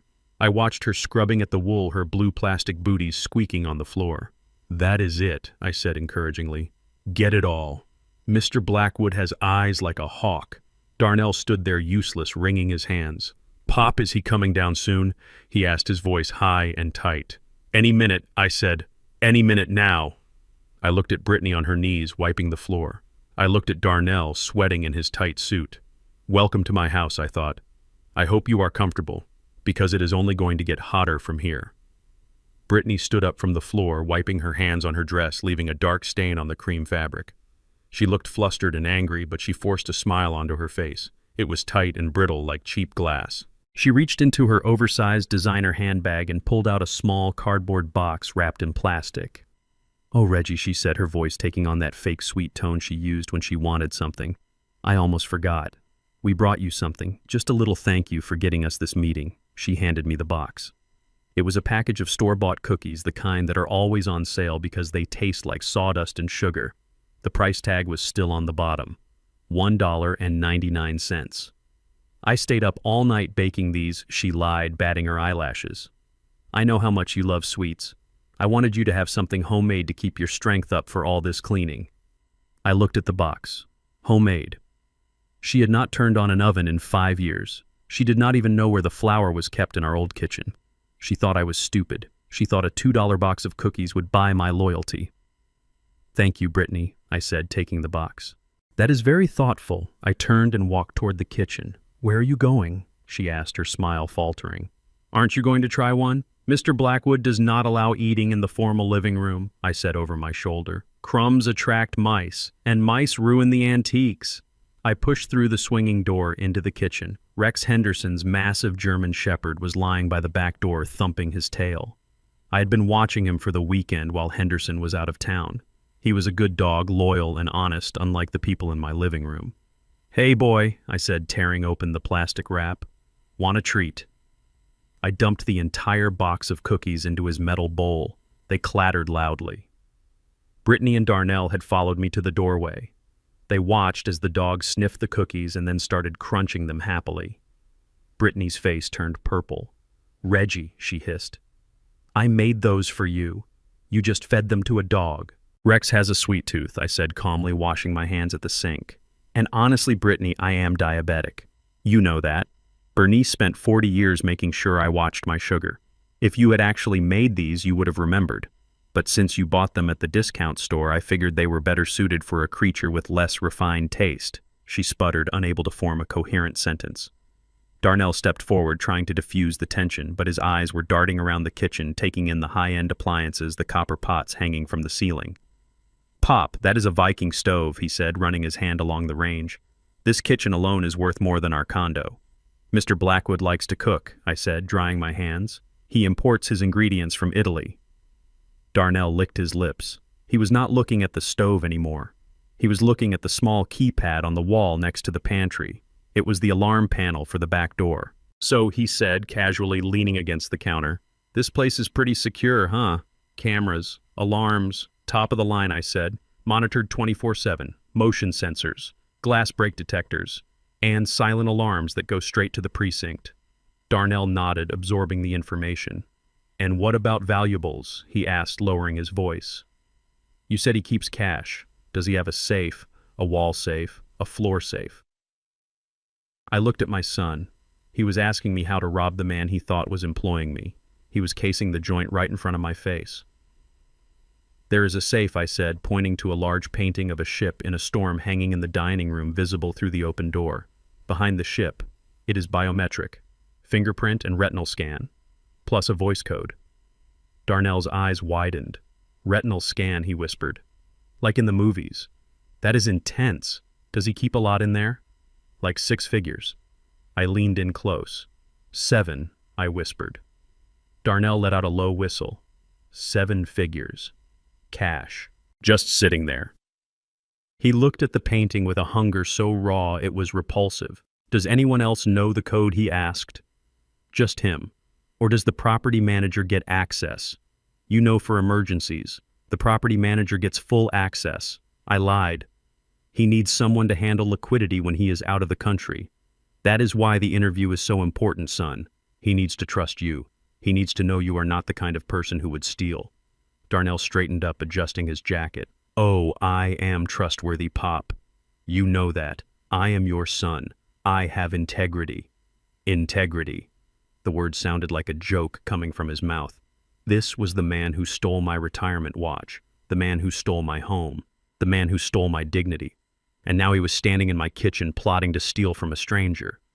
I looked at him, really looked at him. I saw the sweat beading on his forehead. I saw the nervous twitch in his fingers. I saw the emptiness in his eyes. There was no love there, no respect, just a bottomless pit of need. He was not my son anymore. He was a parasite, a leech looking for the next vein to tap, and I realized with a sudden cold clarity that there was no saving him. I had spent my life trying to protect him, trying to guide him, but he was broken in a way that could not be fixed. I felt a strange sense of peace settle over me. The last lingering doubt, the last shred of guilt about what I was doing vanished. He deserved this. He deserved everything that was coming to him. I heard a noise from the front of the house, the sound of a car door slamming. That must be him, I said, checking my watch. Mr. Blackwood is here. Darnell jumped. He smoothed his hair frantically. Okay, we are ready. We can do this. Brittany was still fuming about the cookies, but she plastered that fake smile back onto her face. How do I look? She asked, posing. Do I look like a property manager? You look expensive, I said. That is what matters. Come on, let us go meet your destiny. I led them back into the living room. They walked with stiff, nervous steps. They were terrified. They were excited. They were walking into a trap, and they were so blinded by greed they could not even see the teeth. I stood by the front door, my hand on the knob. Remember, I whispered, respect, deference, and do not mention the basement. He hates when the staff complain. I opened the door. The afternoon light spilled into the hallway, blinding them for a moment. They squinted, peering out, looking for a limousine, looking for a billionaire, looking for their salvation. But the street was empty. There was no car. There was no Mr. Blackwood. Just the wind blowing leaves down the sidewalk and the distant sound of sirens getting closer. The air in the living room had grown thick and stifling despite the high ceilings and the gentle hum of the central air conditioning. Darnell and Brittany were sitting on the edge of the uncomfortable wooden chairs. I had forced them into their posture, rigid with a mixture of greed and anxiety. I stood by the hallway entrance, my hands clasped behind my back, playing the part of the dutiful servant to perfection. But inside my pocket, my hand was wrapped around a small receiver. I had bugged the room hours ago, placing tiny microphones under the tables and behind the heavy velvet drapes. I wanted to hear what they said when they thought I was not listening, but more importantly, I wanted to know who else was pulling their strings. Suddenly, Darnell's phone began to ring.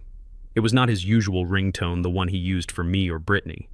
It was a harsh, jarring buzz that seemed to make him jump out of his skin. He pulled the phone from his pocket and looked at the screen.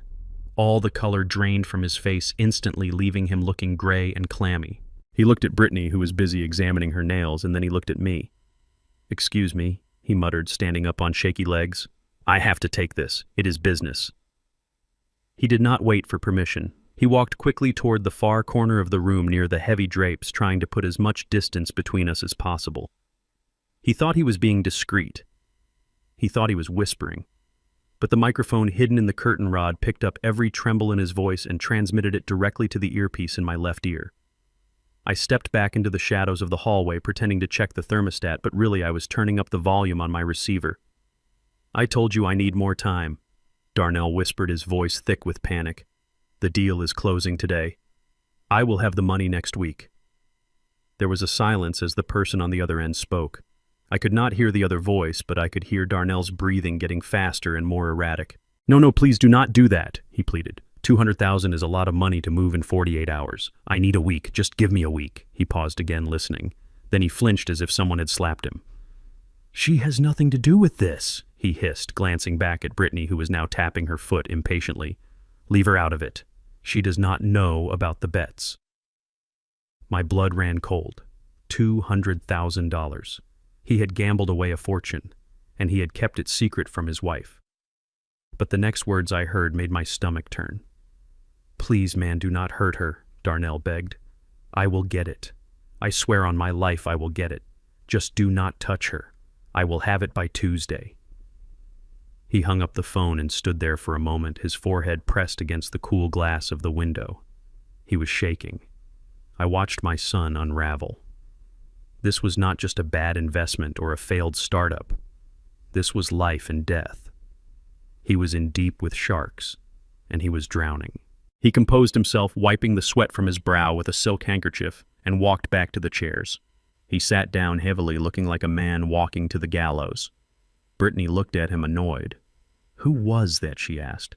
We are about to meet a billionaire, Darnell. You need to be focused. Just a supplier, he lied, his voice cracking. Supply chain issues. It is handled. He was lying to the only person who might have been able to help him if they were actually a team. But they were not a team. They were accomplices, and there is no honor among thieves. I knew exactly what I had to do next. Desperation makes people careless. Desperation makes people bold. Darnell needed money immediately. He needed a lifeline. And I was about to throw him an anchor. I walked back into the room, my face a mask of calm servitude. Mr. Blackwood just messaged, I announced. He is 5 minutes away. He asked me to ensure the drawing room is prepared. Darnell nodded absent-mindedly, his hands trembling on his knees. Brittany sat up straighter, smoothing her dress. I walked over to a small antique side table near the entrance. On it sat a silver tray, and next to the tray I placed a watch. It was a Rolex Submariner, gold face, heavy link bracelet. It gleamed under the chandelier light, looking heavy and expensive and careless. It looked like the kind of thing a rich man would take off and forget about. It was a fake. A high-quality replica I had bought at a flea market years ago for $50, just to see if I could tell the difference. To the untrained eye, it looked like $30,000 sitting on a table. I picked it up and polished the face with my sleeve, making sure Darnell was watching. His eyes locked onto the gold like a heat-seeking missile. Mr. Blackwood always leaves his things lying around, I muttered loud enough for them to hear, shaking my head as if frustrated by my employer's carelessness. He has so many of these he forgets where he puts them. I should probably put this in the safe later. I set the watch back down on the table, right on the edge where it was practically begging to be taken. I need to go check the front gate, I said, turning to them. The lock sticks sometimes, and I do not want Mr. Blackwood to be delayed. Please wait here. Do not wander. I walked out of the room, my footsteps heavy and deliberate. I opened the front door and stepped out onto the porch, letting the heavy door close behind me with a solid thud. But I did not go to the gate. I slipped quietly back inside through the service entrance and into the small coat closet under the stairs that I had converted into a monitoring station. Inside the closet, a bank of monitors glowed in the dark. I had installed hidden cameras in every room of the house. There were cameras in the smoke detectors and the light fixtures, and one very special camera hidden inside the hollow eye of an African warrior bust that sat on a pedestal right next to the side table. I put on my headset and watched the screen. The feed was crystal clear. Darnell was sitting on the edge of his chair, bouncing his leg nervously. Brittany had pulled out her compact and was checking her lipstick, completely self-absorbed. Darnell looked at Brittany, then he looked at the watch. Then he looked at the front door where I had just exited. He stood up. "Where are you going?" Brittany asked, not looking away from her mirror. "Just stretching my legs," Darnell said, his voice tight. "My back is killing me in this chair." He paced around the room, pretending to admire the art, but his circle was getting tighter and tighter around that side table. He was fighting a war inside his head. I could see it. The fear of the loan sharks was battling with the fear of getting caught. He stopped in front of the table. He looked at the watch. He reached out a hand, then pulled it back. "Do it, son," I whispered to the screen. "Show me who you really are." He looked at Brittany again. She was busy fluffing her hair. She was not watching him. Darnell took a deep breath. He reached out, and in one fluid motion he swiped the watch off the table. He did not look at it. He slid it straight into the inside pocket of his jacket. He stepped back quickly, moving away from the scene of the crime. He walked to the window and looked out, his chest heaving. He patted the pocket, ensuring the weight was there. He thought he had just solved his problem. He thought he had just stolen $30,000 that would buy him a few more days of life. He turned back to Brittany, a fake smile plastered on his face. "I am ready, babe," he said. "Let us impress this guy." I sat back in my chair in the dark closet. A cold smile spread across my face. I had him. I had it all on high-definition video. The theft, the intent, the betrayal. He had stolen from his father's house. He had stolen from the man he was here to impress. He was a thief and a liar, and now I had the proof to bury him. I saved the video file and backed it up to the cloud. Then I stood up and adjusted my vest. It was time for the final act. I walked out of the closet and back to the front door, opening it loudly to announce my return. I walked into the living room. Darnell was sitting down again, looking innocent. Brittany was smiling. The watch was gone from the table. "Mr. Blackwood is pulling up," I announced. Darnell stood up, buttoning his jacket over the stolen watch. "Showtime," he said. "Yes, son," I thought. "It certainly is." The air in the drawing room was so thick with anticipation you could almost taste it. Darnell and Brittany were perched on the edge of the uncomfortable wooden chairs I had assigned them, their eyes darting toward the front door every time a car passed on the street outside. I stood by the fireplace, my hands clasped behind my back, watching them with a calmness that belied the storm I was about to unleash. My phone buzzed in my vest pocket. I pulled it out and looked at the screen. It was a text from Henderson. "We are ready." I cleared my throat. Darnell and Brittany jumped, their nerves frayed to the breaking point. "Mr. Blackwood just called," I announced, my voice devoid of emotion. "He is 5 minutes away. He is coming straight from the airport. He wants to meet you immediately. He says if he likes your energy, he will sign the retainer contract today." The reaction was instantaneous. Brittany pulled a compact mirror from her purse and began frantically powdering her nose, checking her teeth for lipstick. Darnell stood up and buttoned his jacket, smoothing the fabric over the stolen watch in his pocket. He ran a hand over his hair, trying to tame the sweat that was starting to bead on his forehead. "Today," he asked, his voice cracking slightly. "He wants to sign today." "Yes," I said. "He is a man of action. He does not like to waste time." Darnell looked at Brittany, a wild hope in his eyes. "Did you hear that, babe? Today. We could walk out of here with a check." Brittany nodded, her eyes gleaming. "We are ready, Reggie. Tell him we are ready. We are the best team he will ever find." I nodded slowly. "I will tell him," I said. "I need to go prepare his arrival. He likes a specific welcome. Please wait here. Do not leave this room." I turned and walked out of the living room, my footsteps echoing in the hallway. I did not go to the front door. Instead, I walked down the hall past the kitchen and into the master suite on the ground floor. This was my sanctuary, the room I had been preparing for weeks. I closed the door behind me and locked it. I stood in front of the full-length mirror. The reflection staring back at me was Reggie the janitor, Reggie the victim, Reggie the discard. I looked at the stained vest, the worn trousers, the humble posture. It was time to kill that man. I stripped off the vest. I unbuttoned the cheap white shirt. I kicked off the scuffed shoes. I left them in a pile on the floor, the shedding of a skin I would never wear again. I opened the wardrobe. Inside hung a suit I had bought in London 30 years ago on the one extravagant trip Bernice and I ever took. It was a bespoke tuxedo, midnight blue silk lapels, perfectly tailored. It still fit. Grief had taken some weight off me, but pride had kept my shoulders broad. I put on the crisp white dress shirt, fastening the pearl cufflinks Bernice had given me. I tied the black bow tie, my fingers remembering the knot from decades of church banquets. I slipped into the jacket, feeling the weight of the quality fabric settle on my shoulders. I put on the patent leather shoes, polishing the toes on the back of my trousers until they shone like mirrors. I looked in the mirror again. The man looking back was not a janitor. He was not a victim.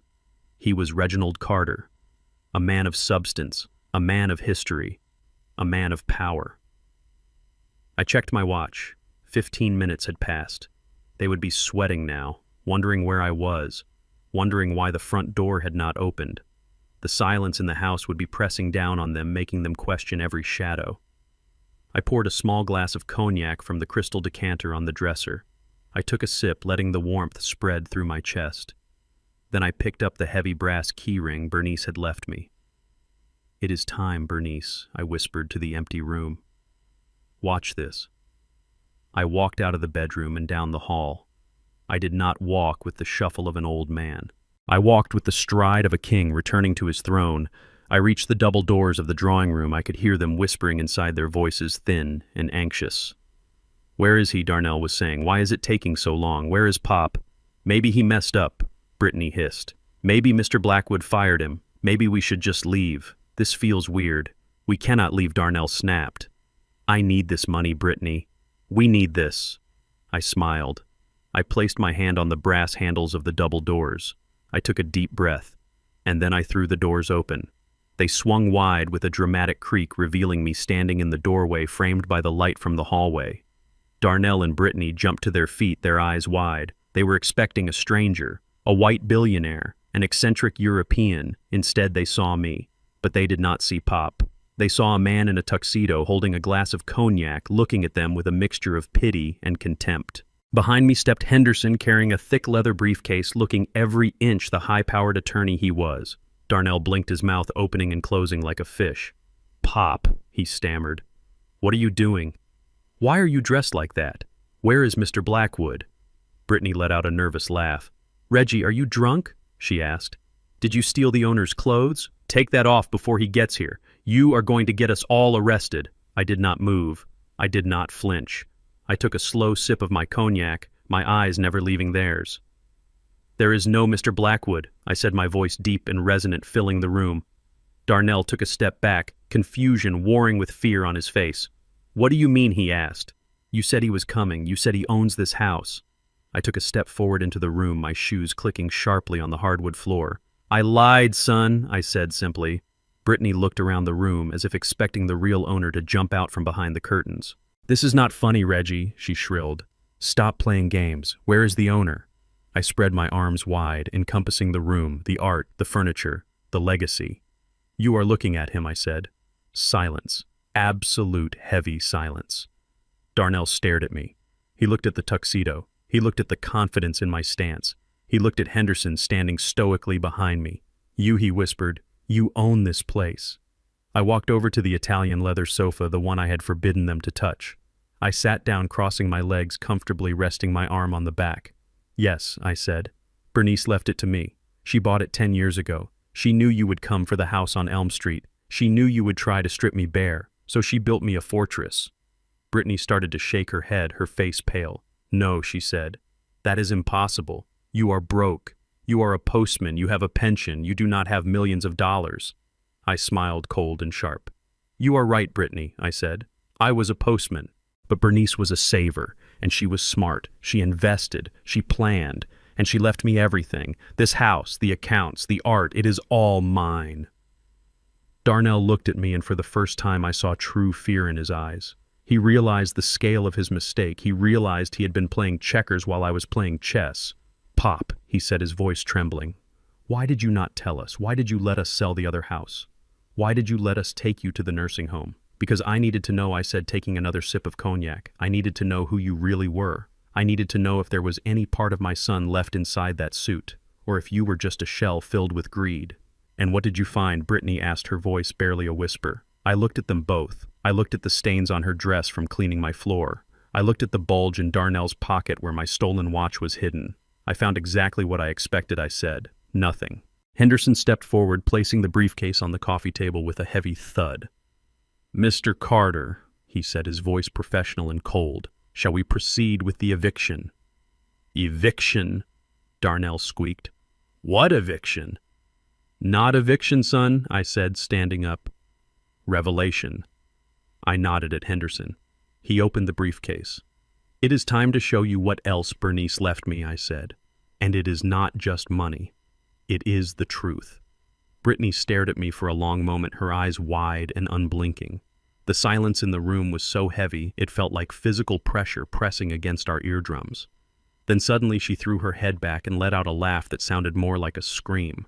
It was a sharp, hysterical sound that bounced off the high ceilings and shattered the tension in the most uncomfortable way possible. "Reggie, you have finally lost it," she shrieked, pointing a manicured finger at me. "You have completely lost your mind. Look at you. You are wearing a costume. You broke into your boss's closet and put on his clothes." She turned to Darnell, grabbing his arm and shaking him. "Darnell, look at your father. He is having a psychotic break. He thinks he owns the place just because he has a set of keys. This is insane. We need to call the police before the real Mr. Blackwood gets here and arrests us all for trespassing." She looked back at me, her face twisted with a mixture of pity and disgust. "Take it off, Reggie," she commanded, her voice shrill. "Take that tuxedo off right now. You look ridiculous. You look like a servant playing dress-up. Do you know how much trouble you are in? When the owner walks through that door and sees the janitor drinking his cognac and wearing his clothes, he is going to throw you in jail, and he is going to ban us from the property. You are ruining our chance at this job." I did not move. I did not speak. I just took another slow sip of the cognac, letting the amber liquid burn pleasantly in my throat. I watched her unravel. Her denial was a fascinating thing. She could not process the truth because her worldview was built on the foundation that I was beneath her. To accept that I was the owner was to accept that she was the fool, and her ego simply would not allow it. Darnell, however, was not laughing. He was standing very still, his face the color of old ash. One hand was pressed against his chest, right over the inside pocket of his jacket. He could feel the weight of the gold watch he had stolen, the watch he thought belonged to a stranger. Pop Darnell whispered, his voice trembling so hard the words barely came out. "Pop, please tell me this is a joke. Tell me you are just messing with us." "It is not a joke, Darnell," I said, my voice calm and steady. "And deep down you know it. Look around you, son. Look at the photos on the mantel." Darnell turned his head slowly. He looked at the fireplace. There, nestled between the antique clock and the crystal vases, were photos, not of a stranger, but of Bernice. Bernice in Paris. Bernice in front of this very brownstone holding a set of keys. Bernice and me laughing in the garden out back. Brittany stopped laughing abruptly. She followed Darnell's gaze. She saw the photos. Her mouth opened, but no sound came out. She looked from the photos to me, then back to the photos. The cognitive dissonance was breaking her brain. "No," she whispered, shaking her head violently. "No! She was a receptionist. You were a mailman. You cannot afford this. This is a multi-million-dollar property. You are poor. You are nobody." Henderson cleared his throat. It was a deep, authoritative sound that commanded attention. He stepped forward, moving with the heavy grace of a man who knows the law is a weapon and he is holding the trigger. He walked to the glass coffee table, the one Brittany had been terrified to touch, and lifted the thick leather briefcase. He did not open it gently. He turned it over and dumped the contents onto the table. Files slid across the glass, thick documents bound in legal blue paper, bank statements with watermarks, certificates of authenticity for the art. They piled up in a mountain of undeniable proof. Brittany stared at the pile as if it were a bomb. "Read it," Henderson said, his voice cutting through the air like a knife. "Read the deed, madam." He reached into the pile and pulled out a document stamped with the official seal of the city. He slid it toward her. Brittany reached out her hand, shaking so badly she could barely grasp the paper. She lifted it to her face. Her eyes scanned the lines. "Owner of record," she read, her voice barely audible. "Reginald and Bernice Carter. Date of purchase, October 14th, 2012. Paid in full." She dropped the paper. It fluttered to the table, landing on top of a bank statement. "Look at the balance," Henderson commanded, pointing a long finger at the statement. Brittany looked. Darnell leaned over her shoulder, his eyes bulging. $500,000, Darnell breathed. "Liquid. In a trust." And the assets, Henderson continued, relentlessly pulling out more papers. The vintage car collection in storage, the stocks, the bonds, the passive income from the rental properties in Queens. It is all here. Every single cent, every single brick. Brittany collapsed onto the wooden chair, her legs giving out. She looked at me, and for the first time I saw something other than contempt in her eyes. I saw fear. Pure, unadulterated fear. But how she whispered. "How did you hide this? Why did you live in that small house? Why did you drive that old car?" "Because we wanted to," I said, standing up and walking toward them. "Because Bernice and I knew something you never learned, Brittany. We knew that money is a tool, not an identity. We lived simply because we were happy. We did not need to impress strangers, and we certainly did not need to impress our own children." I picked up the deed and held it up.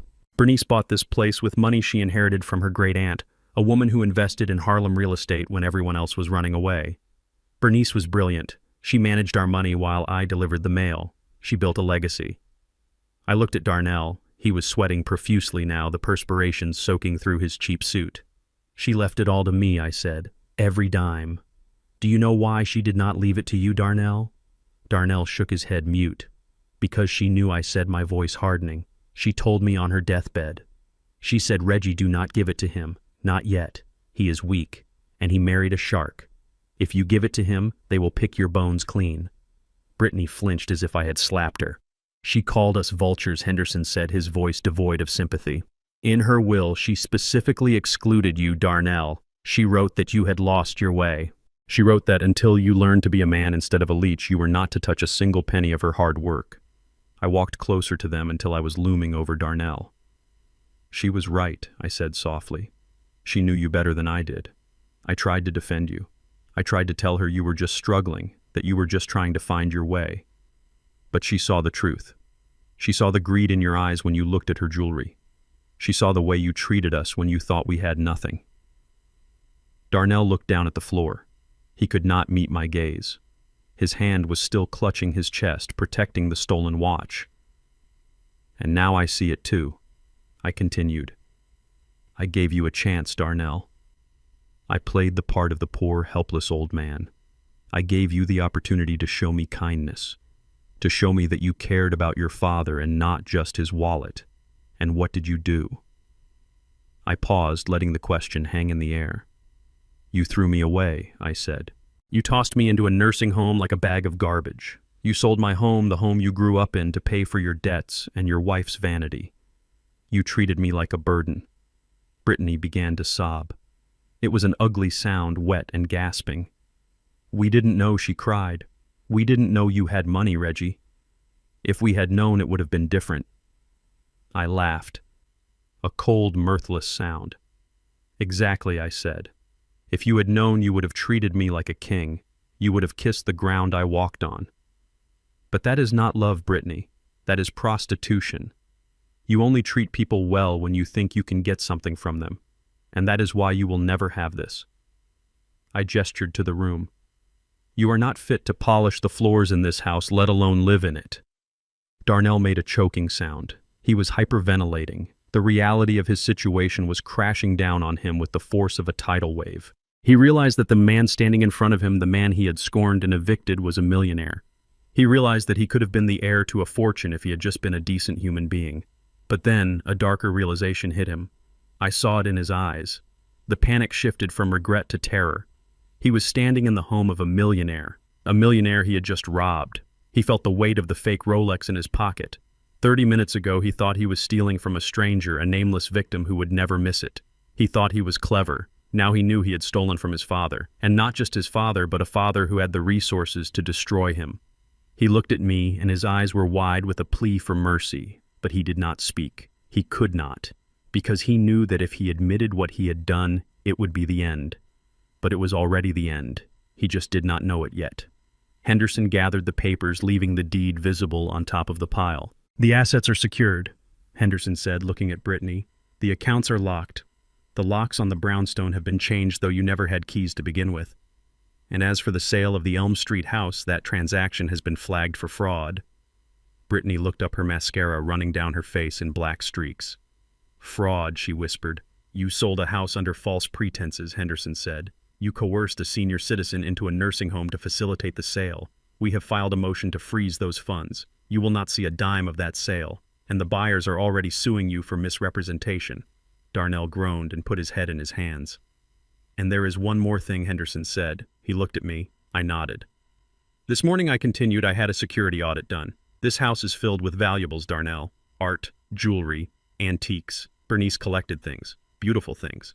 Darnell stopped breathing. I assume, I said, my voice dropping to a whisper, that since you are family, I do not need to worry about anything going missing. I assume that even though you are desperate, even though you owe money to bad people, you would never steal from your own father. Darnell looked up. His face was a mask of sheer terror. He knew that I knew. He did not know how I knew, but he could see it in my eyes.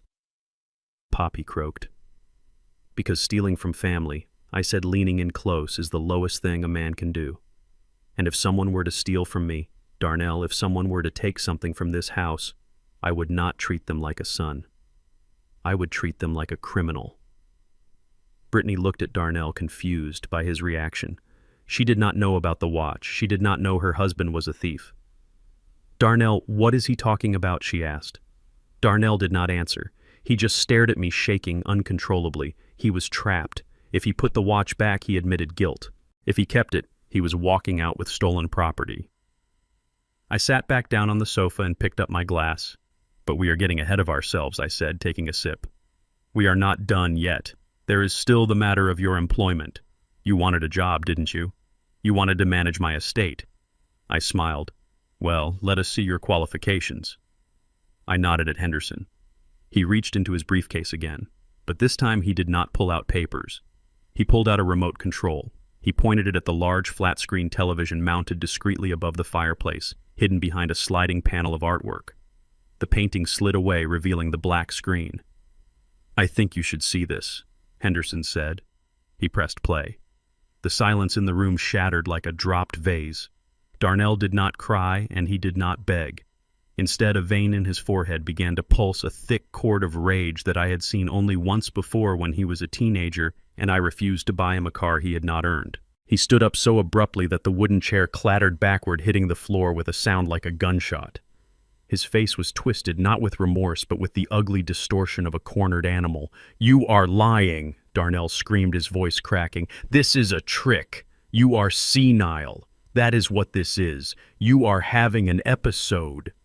He pointed a shaking finger at Henderson. You are manipulating him. You are taking advantage of an old man with dementia. I know the law. I have rights. I am his son. I am his next of kin. He turned his wild eyes back to me. He was sweating profusely now, the moisture staining the collar of his cheap shirt. You are incompetent, Pop. You do not know what you are doing. You think you own this place. You think you are a millionaire. It is a delusion, and I am not going to let you throw away my inheritance on a fantasy. I am going to sue you. I am going to get a judge to declare you unfit. I will take conservatorship over everything. This house. The accounts. All of it. It belongs to me. It is my birthright. The entitlement in his voice was a physical blow. He truly believed that my life's work was his property. He believed that my mind was broken simply because I had outsmarted him. I stayed seated, my hand resting calmly on the arm of the sofa. I am not the one who is confused, son, I said quietly. Darnell let out a roar of frustration. He lunged toward me, his hands reaching out not to embrace but to seize. I saw the violence in his eyes. He wanted to shake me, he wanted to hurt me, he wanted to physically force me to submit to his will just as he had forced me out of my home on Elm Street. Give me the keys, he shouted, reaching for my throat. Give me the deed. Brittany screamed a short, sharp sound of terror, but she did not move to stop him. But Darnell never reached me. Henderson moved with a speed that belied his age. He stepped between us, his broad chest acting as a shield. He did not touch Darnell. He simply stood there, immovable as a mountain, his face set in a mask of stone. Sit down, Mr. Carter. Henderson said, his voice a low rumble that vibrated in the floorboards. If you touch him, I will have you in handcuffs before you can blink. Assaulting a senior citizen is a felony, Darnell. Do you want to add that to your list? Darnell stopped, his chest heaving. He looked at Henderson, then at me. He backed away, slowly running a hand over his face. You are crazy, he muttered, pacing the room like a caged tiger. Both of you. This is illegal. You cannot hide assets from family. I will get a lawyer. I will strip you bare. I watched him pace. I watched him unravel. It was time. I picked up the remote control from the coffee table. It was sleek and heavy in my hand. You want to talk about the law, Darnell, I asked. You want to talk about what is legal? I pointed the remote at the black screen above the fireplace. Let us look at the evidence. I pressed the button. The screen flickered to life. The image was crisp and clear in high definition. It showed the very room we were standing in, but from a high angle looking down from the bust of the African warrior. The timestamp in the corner showed that the footage was from 20 minutes ago. On the screen, Darnell was pacing. He looked nervous. He checked the door. Then he walked over to the side table. He looked at the gold Rolex sitting on the silver tray. He looked around again, and then, with a quick fluid motion, he swiped the watch and shoved it into his jacket pocket. The room went dead silent. On the screen, the recorded Darnell patted his pocket, ensuring the theft was secure. In the room, the real Darnell froze. His hand instinctively went to his chest, covering the pocket where the watch still lay, burning a hole against his heart. Brittany gasped. She turned to her husband, her eyes wide with horror. "Darnell," she whispered, "you stole it. You stole from Mr. Blackwood." I paused the video, freezing the image of Darnell's face right as he committed the crime. The greed in his eyes was captured forever in 4K resolution. "There is no Mr. Blackwood, Brittany," I reminded her, my voice cutting through the air. "He stole from me. He stole from his father." Darnell began to shake. "It was a mistake," he stammered. "I was just holding it. I was going to give it back. I thought it was unsafe leaving it out." I pressed another button on the remote. "Save your breath, son," I said, "because we are not done." The image on the screen changed. This time it was grainy footage time-stamped from the day of the move. It was taken from a hidden camera Bernice had installed in the living room years ago, one I had reactivated before I left. The video showed Brittany standing in the middle of our old living room. She was holding my wedding album, the leather-bound book that held the history of our family. On screen, Brittany looked at the album with a sneer. "Trash," she said clearly, the audio crisp. "Nobody wants this old African junk." She tossed the album into a black garbage bag like it was waste. Then she picked up a small urn from the mantel. It was the urn that held the ashes of our first dog, Buster. "Disgusting," she said on the screen. "Why do old people keep dead things?" She dumped the ashes into the trash can and threw the urn into the donation box. In the drawing room, Brittany let out a choked sob. She covered her mouth with her hands. She was watching her own cruelty replay in front of her. She was seeing herself through my eyes. I fast-forwarded. The screen showed Darnell shoving me toward the door. It showed him handing me the $50 bill. It showed them high-fiving after I was gone. Finally, I played the last clip. It was from a few days ago. The footage was from a private investigator I had hired to follow them. It showed Darnell and Brittany sitting at an outdoor cafe. "We need to make sure he stays in that basement," Darnell was saying on the recording. "If he tries to come back, we will tell the doctors he is wandering. We will say he is a danger to himself. We can get him committed involuntarily. Once he is locked down, we can access the pension directly." Brittany laughed on the video, sipping a mimosa. "Just make sure he signs the papers first," she said. "I do not want to wait for probate."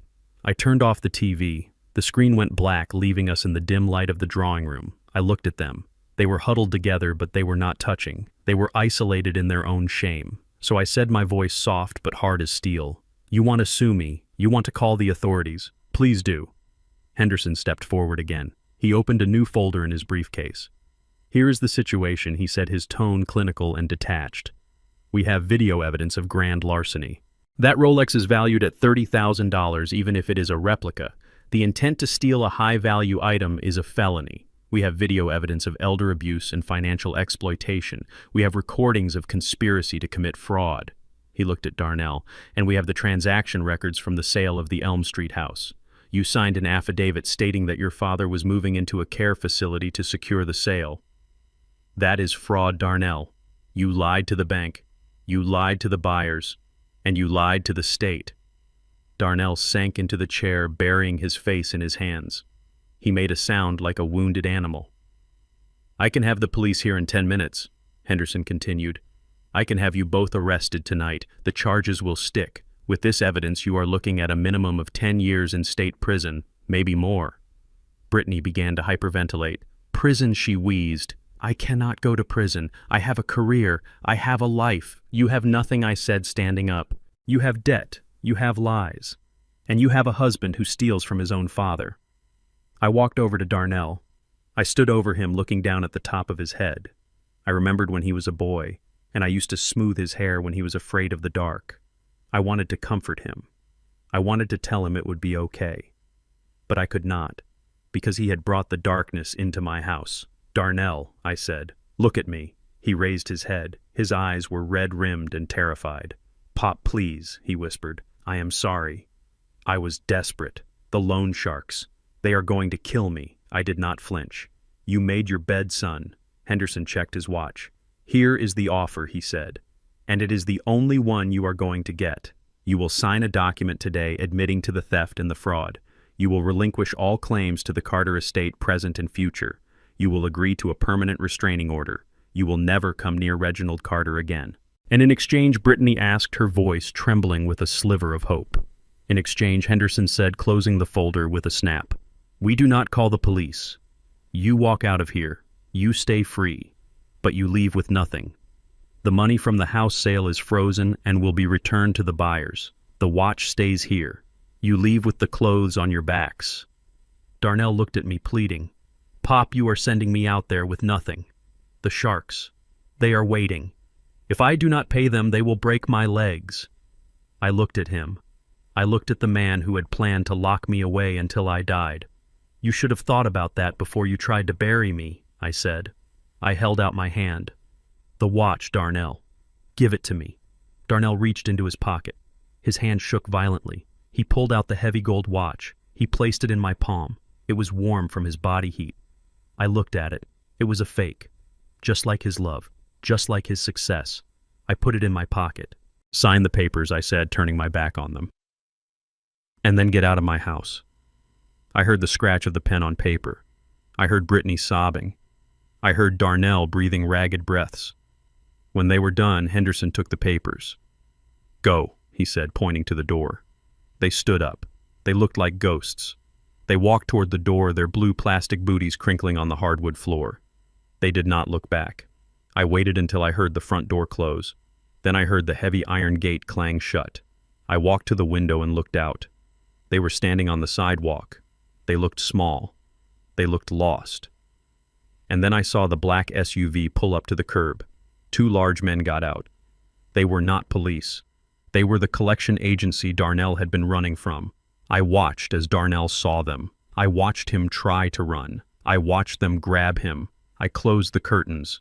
I did not need to see the rest. Justice had arrived and it was not wearing a badge. The ink was barely dry on the surrender papers when the explosion happened.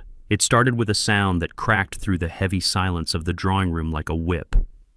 Brittany had turned to look at Darnell, her eyes wide, not with sympathy, but with a dawning, horrified realization. She looked at the man she had married, the man she had conspired with, and for the first time she saw him clearly. She did not see a partner. She saw a liability. You lied to me, she whispered, her voice trembling with a mixture of rage and panic. You told me it was just credit cards. You told me the debt was manageable. You never said anything about loan sharks. You never told me our lives were in danger. Darnell reached out a hand toward her, sweat dripping from his nose onto his stained shirt. Baby, please, he begged. I was going to fix it, with the house money, with Pop's money. I had a plan, she screamed. Her hand lashed out, connecting with his cheek with a force that snapped his head to the side. The sound echoed off the high ceilings, a sharp punctuation mark to their marriage. Your plan was to steal from your father, she yelled. Your plan was to gamble away our future, and now look at us. We have nothing, less than nothing. We are homeless, Darnell, and you have a bounty on your head. She backed away from him, looking at him as if he were a disease.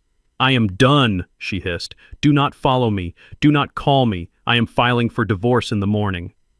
Brittany, wait, Darnell cried, stumbling after her. You cannot leave me. Not now. I need you. I need a lawyer, she spat back, and I need to get as far away from you as possible before those men break my legs too. You are useless, Darnell. You are a loser, and I am not going down with your ship. She spun on her heel, her blue plastic shoe covers squeaking indignantly on the hardwood floor as she ran. She did not look at me. She did not look at the luxury she had coveted just an hour ago. She ran for the front door, tearing it open and fleeing into the afternoon light, leaving her husband alone in the wreckage of his own making. The front door slammed shut, and the vibration rattled the crystal drops on the chandelier. Darnell stood in the center of the room, his hand cupping his stinging cheek, his chest heaving. He looked at the closed door, then he slowly turned to look at me. He looked small. He looked like a child who had broken a window and was waiting for the punishment. But the punishment had only just begun. I walked slowly to the large bay window that overlooked the street. I pulled back the heavy velvet curtain just an inch, peering out at the world I had reclaimed. Parked directly in front of the gate, right where Darnell's leased luxury car should have been, was a black SUV with tinted windows. It was idling, the engine rumbling with a low menace. Two men were leaning against the hood. They were large men wearing dark jackets that did not quite conceal the bulk of what lay beneath. They were smoking cigarettes, watching the front door with the patience of predators who know the prey has no other exit. I let the curtain fall back into place. "You have visitors, son," I said, my voice calm and detached. Darnell froze. He looked at the window, his eyes widening with terror. "Who is it?" he whispered, though he already knew. "I think you know," I said, walking back to the fireplace. "I think it is the people you owe $200,000 to, the ones you were begging on the phone." Darnell rushed to the window, peeking through the crack in the curtains. He let out a strangled whimper and recoiled as if the glass had burned him. "Oh, God," he moaned, sliding down the wall until he was crouching on the floor. "It is them. It is Rocco and his muscle. They found me. How did they find me?" I took a sip of my cognac, watching him crumble. "I sent them your location," I said simply. Darnell's head snapped up. He looked at me with a look of absolute betrayal, as if I were the one who had broken the covenant of family. "You what?" he choked out. "You called them. You told them where I was." "I did not call them." I corrected him. "I sent an anonymous tip. I figured if you were going to invite sharks into our lives, I should make sure they swam in the right direction. I did not want them looking for you at the nursing home, Darnell. I did not want them bothering the staff, so I told them you would be here, at your new job interview." "You killed me," Darnell whispered, tears streaming down his face, mixing with the sweat. "You just killed me, Pop. They are going to break my legs. They might kill me." I looked at him. I looked at the son who had planned to drug me into insanity. I looked at the son who had stolen my retirement watch. I felt a flicker of the old love, the instinct to protect him, but I crushed it. That instinct was what had created this monster. Saving him now would only enable him to destroy someone else later. "You killed yourself, Darnell," I said. "You dug the hole, you jumped in, I just handed you the shovel." Darnell scrambled across the floor on his hands and knees, moving toward me. He looked pathetic, he looked desperate. He reached out and grabbed the leg of my tuxedo trousers, his fingers digging into the fine fabric. "Pop, please," he begged, his voice high and thin. "You can stop them. You have the money. I saw the papers. $500,000 liquid. You can pay them off." He looked up at me, his eyes pleading, his face wet and red. "Just write them a check, Pop. Please. It is nothing to you. You are rich. You can save me. I am your son. You cannot let them hurt me. I will pay you back. I swear. I will work. I will do anything. Just pay them." The audacity took my breath away. Even now, on his knees, facing violence, he still saw me as a bank. He still thought my money was the solution to his character flaws. He did not ask for forgiveness. He asked for a bailout. I looked down at his hands clutching my leg. They were the same hands that had thrown my clothes on the floor, the same hands that had signed my eviction papers. I reached down and pried his fingers off my leg one by one. His grip was strong, born of panic, but my resolve was stronger, born of justice. "Get off me," I said, my voice ice cold. Darnell fell back, sitting on his heels, sobbing. "Pop, please," he wailed. "I have $500,000, yes," I said, looking down at him. "And do you know what that money is for? It is for the future. It is for people who build things, not people who destroy them. It is for Bernice's legacy. It is not for gambling debts, and it is certainly not for you." "But I am your son," he cried. I looked him dead in the eye. "No," I said. "My son was a boy with potential. My son was a young man who wanted to make the world better. You are a thief. You are a liar, and you are a stranger to me." "I have no son who is a thief." I turned to Henderson, who had been watching the scene with his arms crossed, his face impassive. "Mr. Henderson," I said, "I believe our business with this trespasser is concluded. Please escort him out." Henderson nodded. He stepped forward, his large frame casting a shadow over Darnell. "Get up," Henderson said, his voice leaving no room for argument. Darnell did not move. He curled into a ball on the rug, sobbing into his hands. "I cannot go out there," he wept. "They are waiting. If you do not walk out," Henderson said, leaning down, "I will drag you out, and I will not be gentle." Darnell looked at Henderson, then at me. He saw no mercy in our faces. He realized with a final crushing certainty that the well had run dry. He stood up, his legs shaking so badly they knocked together. He wiped his nose on his sleeve. "Pop," he whispered one last time. "Goodbye, Darnell," I said, turning my back on him. Henderson grabbed Darnell by the arm. It was not a gentle grip. It was the grip of a bouncer ejecting a drunk. He marched Darnell to the front door. Darnell dragged his feet, trying to delay the inevitable, but Henderson was relentless. They reached the foyer. Henderson opened the heavy oak door. The sound of the idling SUV engine drifted in louder, now ominous. "Please," Darnell whimpered, grabbing the door frame. Henderson broke his grip. He placed a hand on Darnell's back and shoved. Darnell stumbled out onto the stoop, tripping over his own feet. He almost fell down the stone steps, but caught himself on the railing. Henderson slammed the door shut and threw the deadbolt. The sound was final. I walked to the window again. I watched through the crack in the curtain.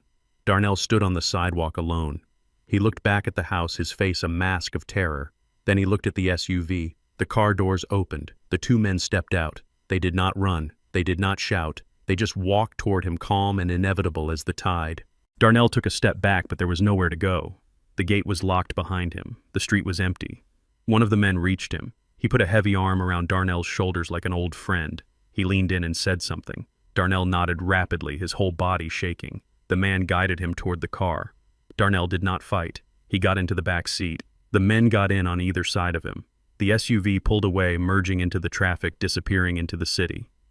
I let the curtain fall. The room was silent. The air felt cleaner, lighter. I turned back to the room.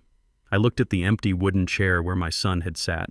I looked at the spot on the rug where Brittany had scrubbed. It was over. The leech had been removed. The wound would bleed for a while, but now finally it could begin to heal. I walked over to the fireplace and picked up the photo of Bernice. "We did it, honey," I whispered. "The house is clean." I poured the rest of the cognac into the sink. I did not need to drink to numb the pain anymore. I needed a clear head. I had a lot of work to do. I had a fortune to manage. And I had a new life to begin. 1 month had passed since the day the black SUV pulled away from my curb, taking my son and his wreckage with it. The silence in the brownstone was no longer heavy or oppressive.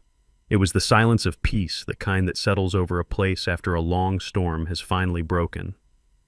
I sat in the library, the afternoon sun streaming through the tall windows, illuminating the dust motes dancing in the air. I was wearing a new cardigan, soft and warm, and my feet were resting on an ottoman covered in tapestry. I looked around the room at the shelves filled with books that had once belonged to Bernice's aunt and now belonged to me. I had read 6 of them in the last week. My mind felt sharper, clearer than it had in years. The stress lines around my eyes had softened, and when I looked in the mirror that morning, I saw a man 10 years younger staring back. The house felt alive now, not with the frantic energy of greed, but with the steady pulse of purpose.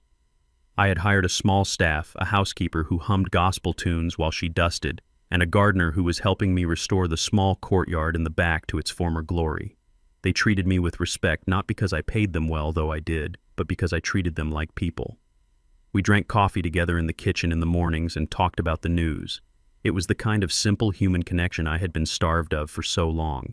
I picked up my fountain pen, a beautiful instrument with a gold nib that glided across paper like silk. On the desk in front of me sat a checkbook. It was not the personal account Darnell had tried to drain. It was the trust account, the legacy Bernice had left. I looked at the check I had just written. It was not for a new car. It was not for a vacation to Paris, though maybe one day I would go. It was for $500,000. The entire liquid inheritance. Pay to the order of the Bernice Carter Scholarship Fund. I had spent the last 2 weeks working with Henderson to set it up. It was designed specifically for young African-American students from our neighborhood, kids who had the brains and the drive, but not the means to pursue careers in law and medicine. I wanted to build an army of Hendersons. I wanted to build doctors who would not dismiss the pain of old men and lawyers who would fight for widows instead of fleecing them. I signed my name at the bottom of the check, my signature bold and unwavering. Reginald Carter. It felt good. It felt right. This was what the money was for. Not to pay off gambling debts, not to buy status symbols, but to build a ladder for the next generation. Bernice would have loved it. She always said that education was the one thing no one could steal from you. She was right. Darnell had tried to steal everything else, but he could not steal this. I blotted the ink carefully and placed the check in an envelope. I sealed it with a sense of finality. The money was gone now, committed to a purpose greater than myself. and with it went the last lingering weight of my son's entitlement. He could not come back for it now. It belonged to the future. My phone rang, interrupting the quiet. It was a number I did not recognize, a local area code, but not a contact I had saved. I hesitated, my hand hovering over the device. I had changed my number immediately after the incident, but a few people still had the old one, which forwarded to this line. I almost let it go to voicemail, but something told me to answer. A feeling in my gut, a sense of closure waiting to happen. I picked up the phone. "Hello," I said, my voice calm. There was a crackle of static and then a voice I knew too well but barely recognized. It sounded thin, broken like glass ground under a boot heel. "Pop." It was Darnell. He was calling from a payphone. I could hear the background noise of a busy hallway, maybe a hospital or a precinct. He sounded far away, not just in distance, but in spirit. "Pop, is that you?" he rasped. "I am here, Darnell," I said. "Pop, please," he sobbed. "I am in the hospital. They broke my arm, Pop. And 3 ribs. They said it was a warning. They said the next time they will not stop. I need help. I have nowhere to go." Brittany filed the divorce papers. She took the car. She took everything she could carry. "I am alone, Pop." I listened to him cry. I listened to the sound of a man who had built his house on sand, watching the tide come in. I felt a pang of sadness. Yes, he was my son. But I did not feel the urge to fix it. That part of me had died the day he dropped me off at Sunny Meadows. "I am sorry to hear that, Darnell," I said. "Pain is a difficult teacher." "Pop the money," he pleaded, his voice dropping to a desperate whisper. "I know you are mad. I know I messed up, but I need just a little. Just enough to get out of town. Just enough to disappear. Please, you have $500,000. You can spare 10. Just 10,000, Pop. That is all I need." I looked at the sealed envelope on my desk. "The Bernice Carter Scholarship Fund. I do not have the money, Darnell," I said. "What?" he choked. "You lie. I saw the papers. I saw the statement. It is gone," I said. "I spent it. Spent it on what?" he screamed, his voice cracking with hysteria. "You could not spend $500,000 in a month. What did you buy? A yacht? A house? What?" "I bought a future," I said, my voice steady and hard. "I invested it, Darnell. But not in you. I invested it in kids who actually want to work. Kids who respect their elders. Kids who will make this world better, not worse." There was a silence on the line, a silence so profound I could hear his breathing hitch. "You gave it away," he whispered. "You gave my inheritance away to strangers. It was never your inheritance," I said. "It was your mother's legacy, and she left it to me to do what was right. And I did. I put it where it will grow." "You are cruel," he spat, the old venom returning even through his pain. "You are a cruel old man. I am your flesh and blood. Blood does not make you family, Darnell," I said. "Love does. Respect does. And you spent those a long time ago. You spent them like cheap change. Pop, please." He tried one last time, his voice breaking into a whine. "I am hanging up now, Darnell," I said. "Do not call this number again. It will be disconnected in 10 minutes. Pop, no, wait." "Goodbye, son," I said. I pressed the red button ending the call. I did not just end the call. I picked up the phone and blocked the number. Then I dialed the service provider and canceled the line entirely. It was done. The last thread was cut. I sat there for a moment in the silence of my library. I thought I would feel guilty. I thought I would feel a hole where my son used to be. But I did not. I felt light. I felt clean. I stood up and walked over to the mantel where the photo of Bernice sat. She was smiling in the picture, her eyes crinkled at the corners the way they always did when she was proud of me. I picked up the frame and dusted it gently with my thumb. "We did good, Bernice," I whispered. "We did good." I looked out the window at the street below. The sun was setting, casting long golden shadows across the pavement. I saw a group of kids walking home from school, their backpacks heavy, their laughter bright. One of them might be a doctor one day. One of them might be a judge. And maybe, just maybe, one of them would get a letter in the mail telling them that their tuition was paid for by a woman they never met, but who believed in them anyway. I smiled. I turned away from the window and walked back to my desk. I had a meeting with the architect tomorrow about the garden renovation. I had a book club to join. I had a life to live. My son had chosen his path. He had chosen the quicksand. I had chosen solid ground. And for the first time in a long time, I was looking forward to the walk. Bernice left me more than a fortune. She left me a truth detector. My son looked at us and saw dollar signs. I looked at him and saw a stranger. The hardest lesson I learned at 71 is that family isn't defined by DNA, but by dignity, respect, and loyalty. You cannot save someone who is determined to drown in their own greed, even if you gave them life. Cutting the cord wasn't an act of cruelty, it was an act of survival. True wealth isn't what you keep in a vault. It's the peace you keep in your heart when you finally stand up for yourself. If you believe Reggie did the right thing by cutting his son off, hit that like button and subscribe for more stories of justice. Let me know in the comments. Would you have given Darnell a second chance, or was it too late? I'll see you in the next story.